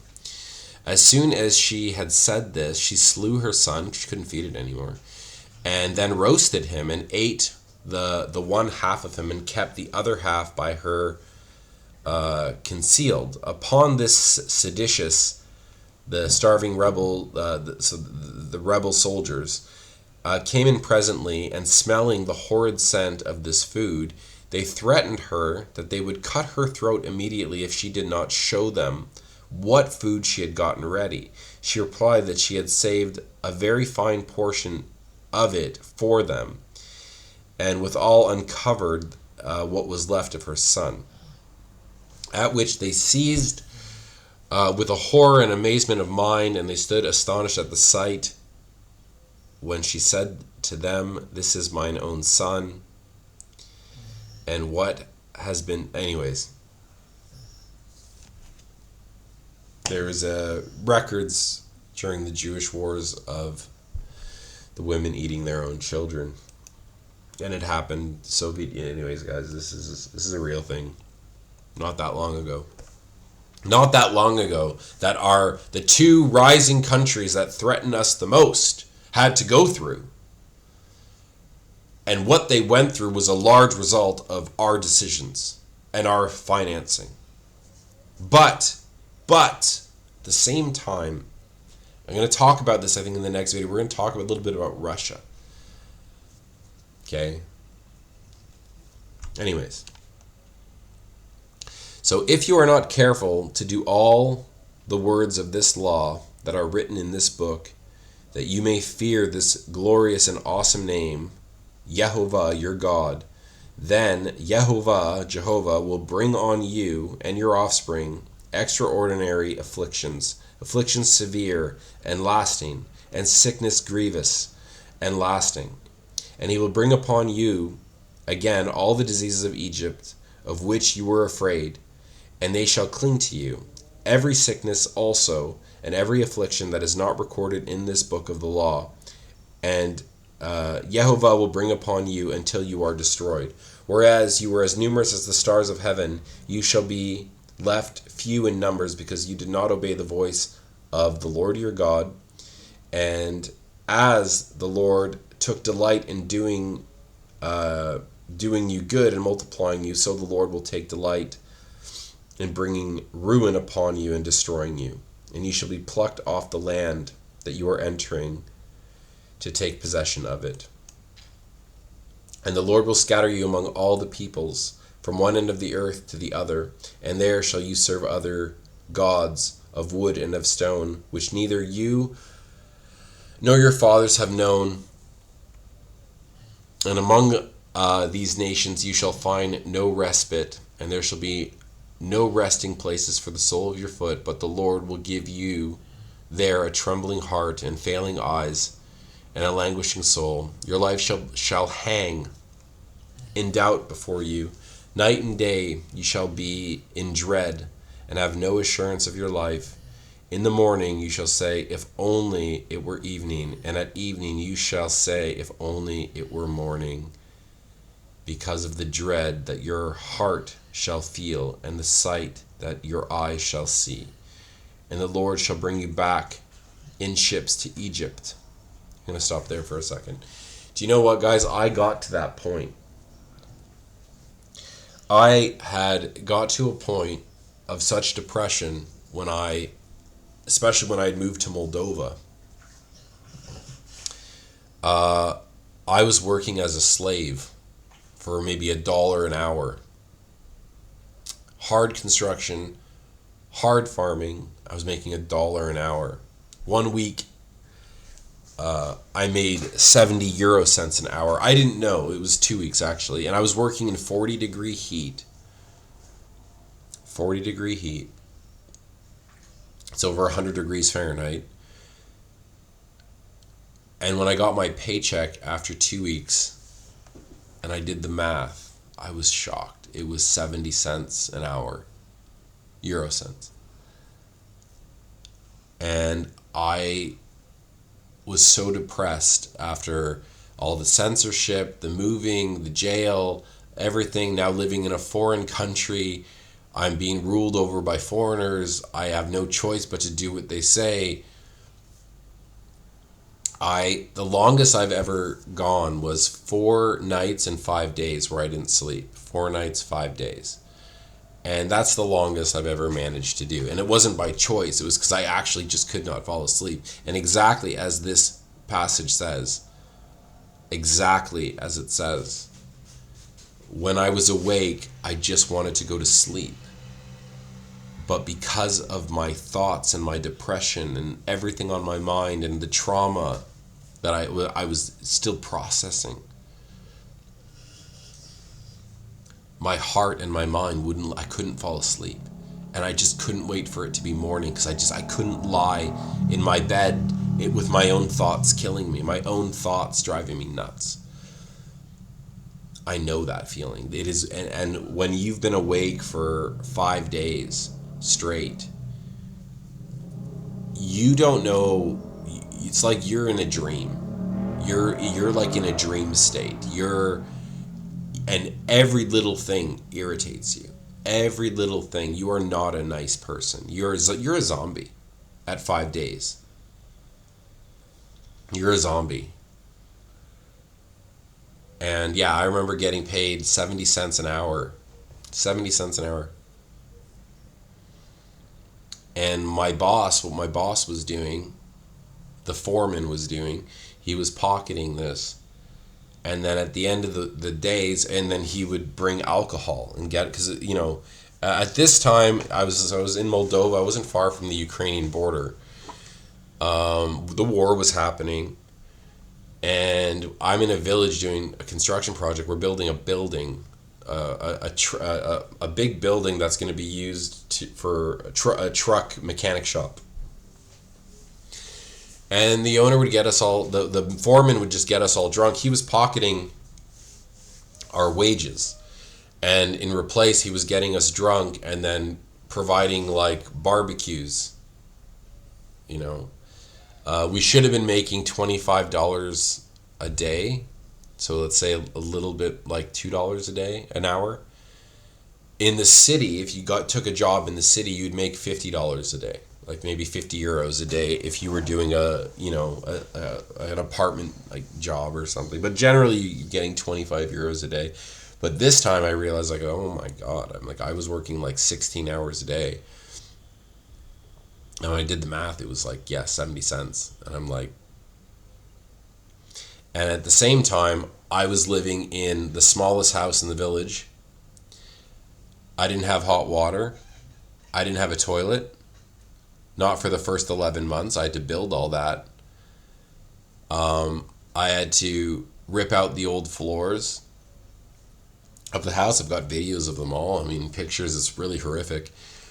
And that winter, I had to use the old Soviet floorboards to feed my fireplace. There were days like I'm living off bread. Me and the dogs are living on bread, maybe bones. Eggs, like you get your meat in the backyard, you go to your neighbors or something. Anyways, it was really hard living, like compared to what I was used to in Canada. I didn't have a washing machine. I had to wash things by hand. That's just what you do. So I know, like, I lived like this for like a year almost. That hard. Like I was in, sometimes like, anyways, in the army, like army cadets and stuff, I would spend weeks in forests living, but I mean, I found it was much easier in a lot of ways to live in the army conditions than it was to live in a peasant, anyways, living in a small village near the Ukrainian border, anyways, in the poorest country in Europe. So I know this feeling of night and day you shall be in dread and have no assurance of your life. In the morning you shall say, if only it were evening, and in the evening you shall say, if only it was morning. That, guys, was, yeah. And the Lord will bring you back into Egypt, in ships in Egypt, a journey that I promised that you should never make again, and there shall you offer yourself for sale to your enemies as male and female slaves, but there will be no buyers. And what happened to the Jews at the end of Josephus? But as for the rest of the multitude that were above 17 years old, he, Titus, put them in bonds and sent them to the Egyptian mines. Titus also sent a great number into the provinces as a present to them, that they might be destroyed upon their theater by the sword and by the wild beasts. But those that were under 17 years of age were sold for slaves. They were put on ships and sent to Egypt, exactly as Moses wrote. So, that's Deuteronomy 28. That is the curses of Moses.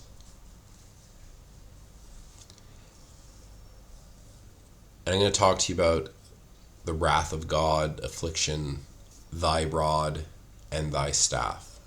The rod of God and the staff of God.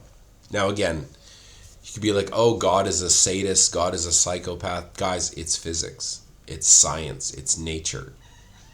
When you're living in a society and you follow the laws of God, which are to love each other, sacrifice for each other, put each other first, don't cheat on your wife, don't sleep with your husband's wife. I don't know how many guys I've heard on the internet that say, oh, I'd have no problem sleeping with another guy's wife or another guy's girlfriend. It's nothing today, guys. It's expected. When you get into a relationship now with someone, you're not like, oh, I wonder, I don't think she'd ever cheat. It's like you are expecting her to cheat on you or him to cheat on you. You're always looking for those signs. It's expected now. It's so common. So you can yell and say, oh, God's a psychopath, and Moses, what did he write? This is evil stuff. Guys, it's just what happens.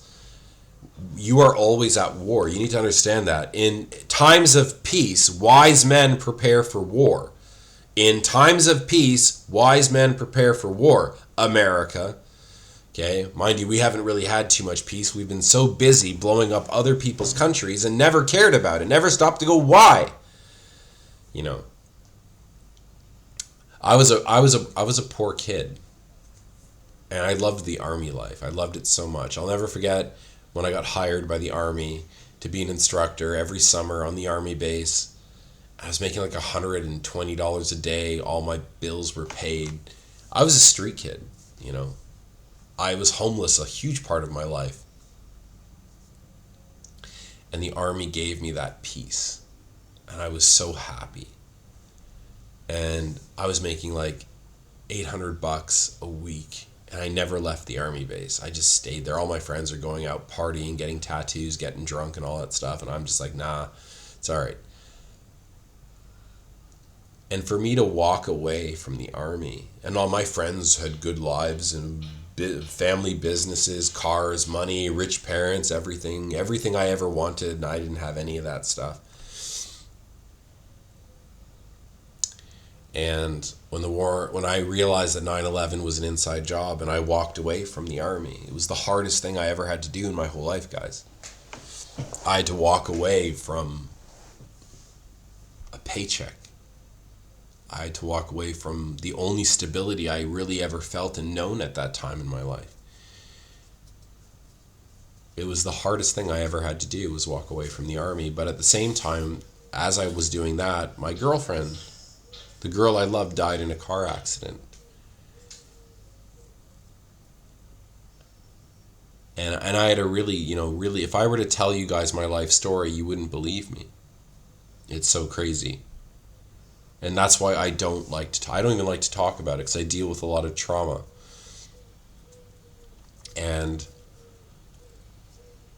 But I'm going to tell you guys something, and it's just because I ran into this discussion this week earlier with a couple other guys. And I'm realizing how much people hate God and blame God and and it's like God's a sadist and he's a psychopath, and it's like I, on one hand, have nothing to be thankful for and to love God other than my life, which I don't like, and I curse often. And I have to remind myself all the time that I need to be grateful for what I do have and stop complaining about what I don't have.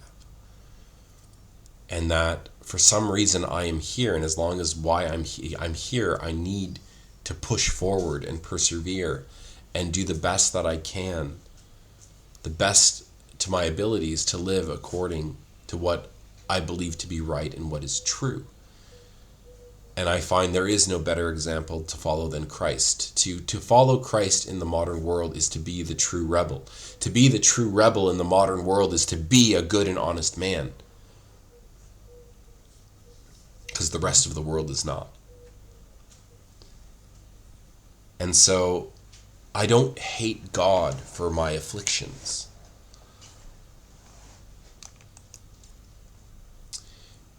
And Moses writes, "And thou shalt remember all the ways which the Lord your God led thee these 40 years in the wilderness to humble you." When God killed off the Israelites, walked them in circles, what he was doing was two things.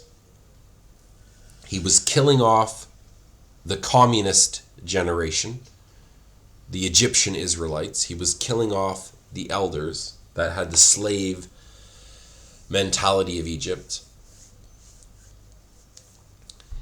And he was preparing the young generation through hardship, through affliction.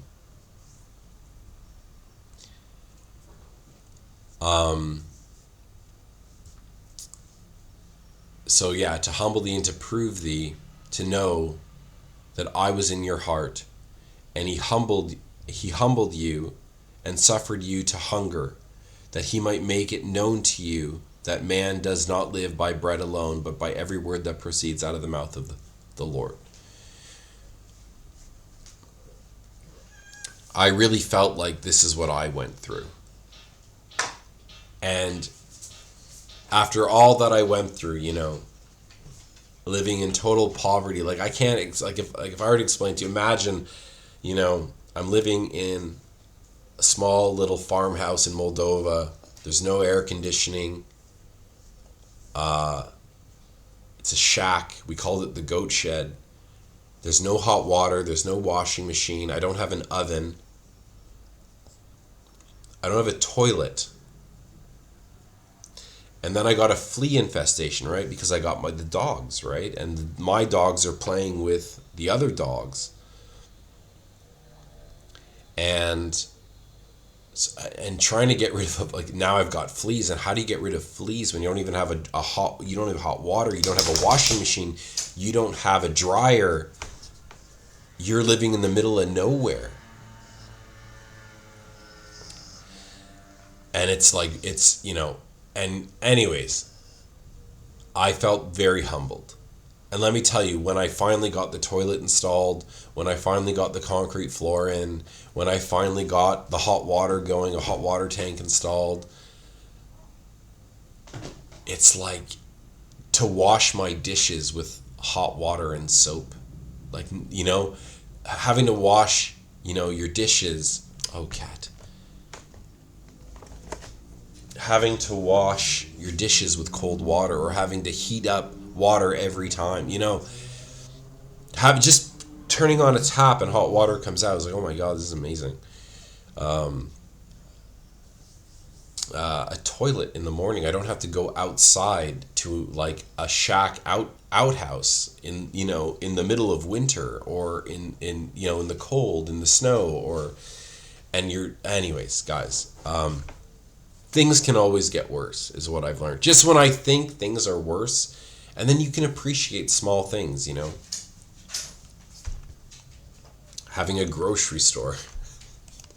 My God. So, my son, despise not the chastening, the chastising of the Lord, neither be weary of his correction. For whom the Lord loveth, he corrects, even as a father the son in whom he delights. And that's how you have to look at it. You have to look at God is chastising us, punishing you. No, you have to do it no different than I explained to you with the children, that I was helping raise. I didn't like giving them a smack, but when they wouldn't stop smacking each other, the bigger, sometimes that's how you have to learn. And you don't know what you have until it's gone. And I understand that there's a lot of people who are probably really scared right now. And you should be. You should be. But like the Austrian painter said, that his terrible life was his greatest teacher of all. And he did have a terrible childhood. He had a really hard life growing up. And I would say the same about mine. I would say that my terrible life has been my greatest teacher of all. And as much as I never want to go through it again, I would never want to relive this,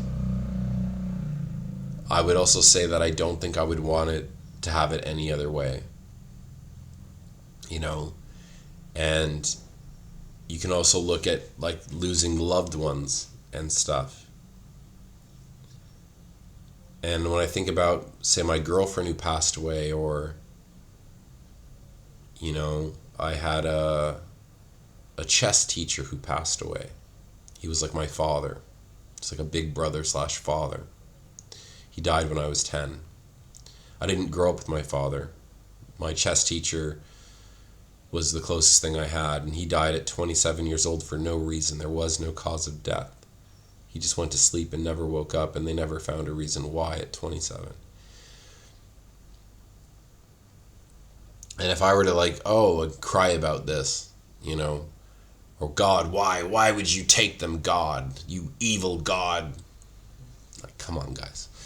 God created them. God gave them life, put them on this earth, whether it was for a short time or not. They still exist, and they live on earth even to this day through me. And I think about them every day. And so much of what is good inside me and that propels me forward in life is the love they had for me. And what is good inside me is thanks to them, and thanks God that they existed. And I would not be the man I am today had they not existed and had God not taken them away from me. And to think and say to them, to say, oh, I wish you guys were here and never died. I'm like, you know what? Maybe you guys are actually better off. Maybe you got it easy. That you're not here to live through what we are destined to live through. So I don't hate God for taking those people away from me. I thank him that they got to exist, and that I was so fortunate to know them. And how much their deaths transformed me into the man I am today. And I am only who I am today. And everything that I do every day as I move forward, every video that I make, every person that I bring to God, every one of you that I have somehow changed your lives in small or for greater reasons, or however I've affected you, it is because of those people. And not only while they were living, but also because they died, and the impact their deaths had on me. And that no matter what happens, I truly believe that when this comes to an end, and it will come to an end, that they will be the first thing I see when I die. I do have my money on that. And so, it's okay. I'm not worried. A good name is better than precious ointment, and the day of death than the day of one's birth. It is better to go into a house of mourning than to go into a house of feasting, for that is the end of all men, and the living will lay it to his heart. Sorrow is better than laughter, for by sadness the countenance of the heart is made better. The heart of the wise is in the house of mourning, but the heart of fools is in the house of mirth. So I returned and considered all the oppressions that are done under the sun, and behold the tears of such as were oppressed, and they had no comforter. And on the side of their oppressors there was power, but they had no comforter. Wherefore I praised the dead which are already dead more than the living which are yet alive. Yea, better is he than both they which have not yet been, who have not yet seen the evil work that is done under the sun. Blessed are the dead. It's funny that we are crying over the dead, and I promise you it's the dead who are crying over us, if they could cry. Before I was afflicted, I went astray, but now have I kept your word. You are good, and you do good. Teach me your statutes. The proud have forged a lie against me, but I will keep your precepts with my whole heart. Their heart, the evil, is as fat as grease, but I delight in your laws. It is good for me that you have afflicted, that I might learn your laws and your statutes. The law of your mouth is better unto me than 1,000 gold and silver.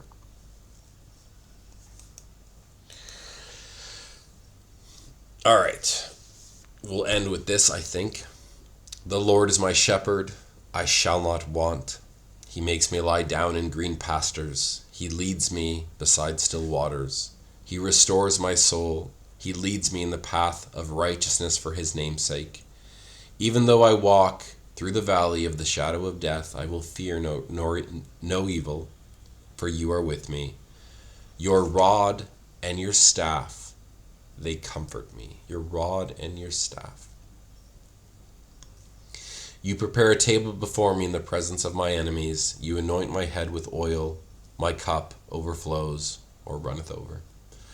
Surely goodness and mercy shall follow me all the days of my life, and I shall dwell in the house of the Lord forever. The rod and the staff. When you follow God, it is by the staff of the shepherd. But when you go astray, the rod comes. And what the shepherds would do is whenever there was a sheep that was rebellious and would always leave the herd, and he kept doing it and doing it and doing it, he doesn't realize that he's marching towards death. Believe me, these politicians that love life so much, and these corrupt people who love life so much that they're willing to sell out their fellow man, start wars and get innocent people killed and not care because I got to save myself and my children. These rebels that break all of God's laws for self-preservation are the sheep that keep going astray and astray and astray and astray. You, me, have gone astray. And what the shepherd has to do then is take that sheep and smash its leg, break it. And then the shepherd, now it can't run away. Well, what kind of evil man breaks the leg of a sheep? A man who's trying to save the sheep's life. And then the shepherd will put the sheep around his neck, walk around. The 99 sheep are here. The 100th now that kept going astray is now with its legs broken on the shepherd. And after the legs heal, guess what happens to that sheep? It never leaves the shepherd's side again. It becomes the most loyal of all the sheep because of the affliction that God had afflicted him with. All right?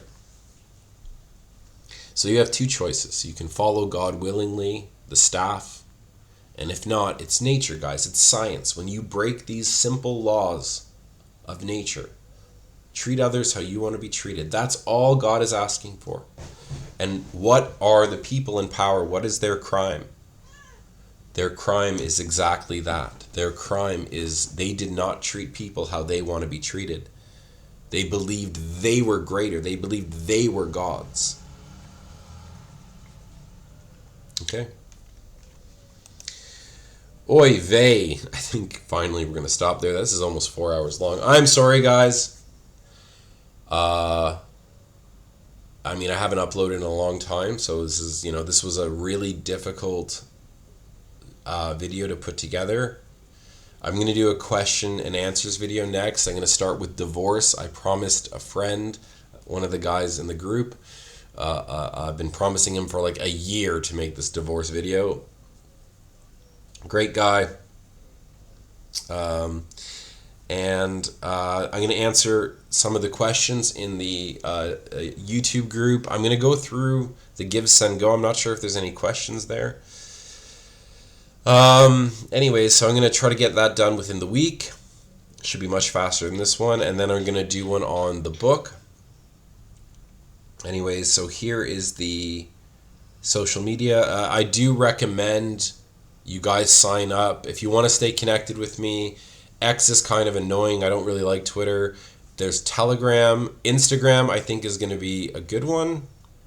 I don't really use it yet. I'm not familiar with it. I do have an account. You can find me there for now. I promise I will eventually start uploading there. Odysee you can go to. The reason I'm bringing this up is because like YouTube can axe my channel whenever they want. There's nothing I can do about it. So anyways, guys, if you want to donate and support, because I am fully dependent on you guys here living in Serbia, there's a Give, Send, Go link in the description, okay? Anything you guys can donate would be much appreciated. Anyways, guys, so that's the Fall of the West and the Curses of Moses. I'm sorry it was so long. I hope you guys learned something. If there are any questions, feel free to either leave a comment. I'm going to start doing more question and answer videos, okay, because YouTube keeps blocking a lot of my responses. So it's not that I'm trying not to,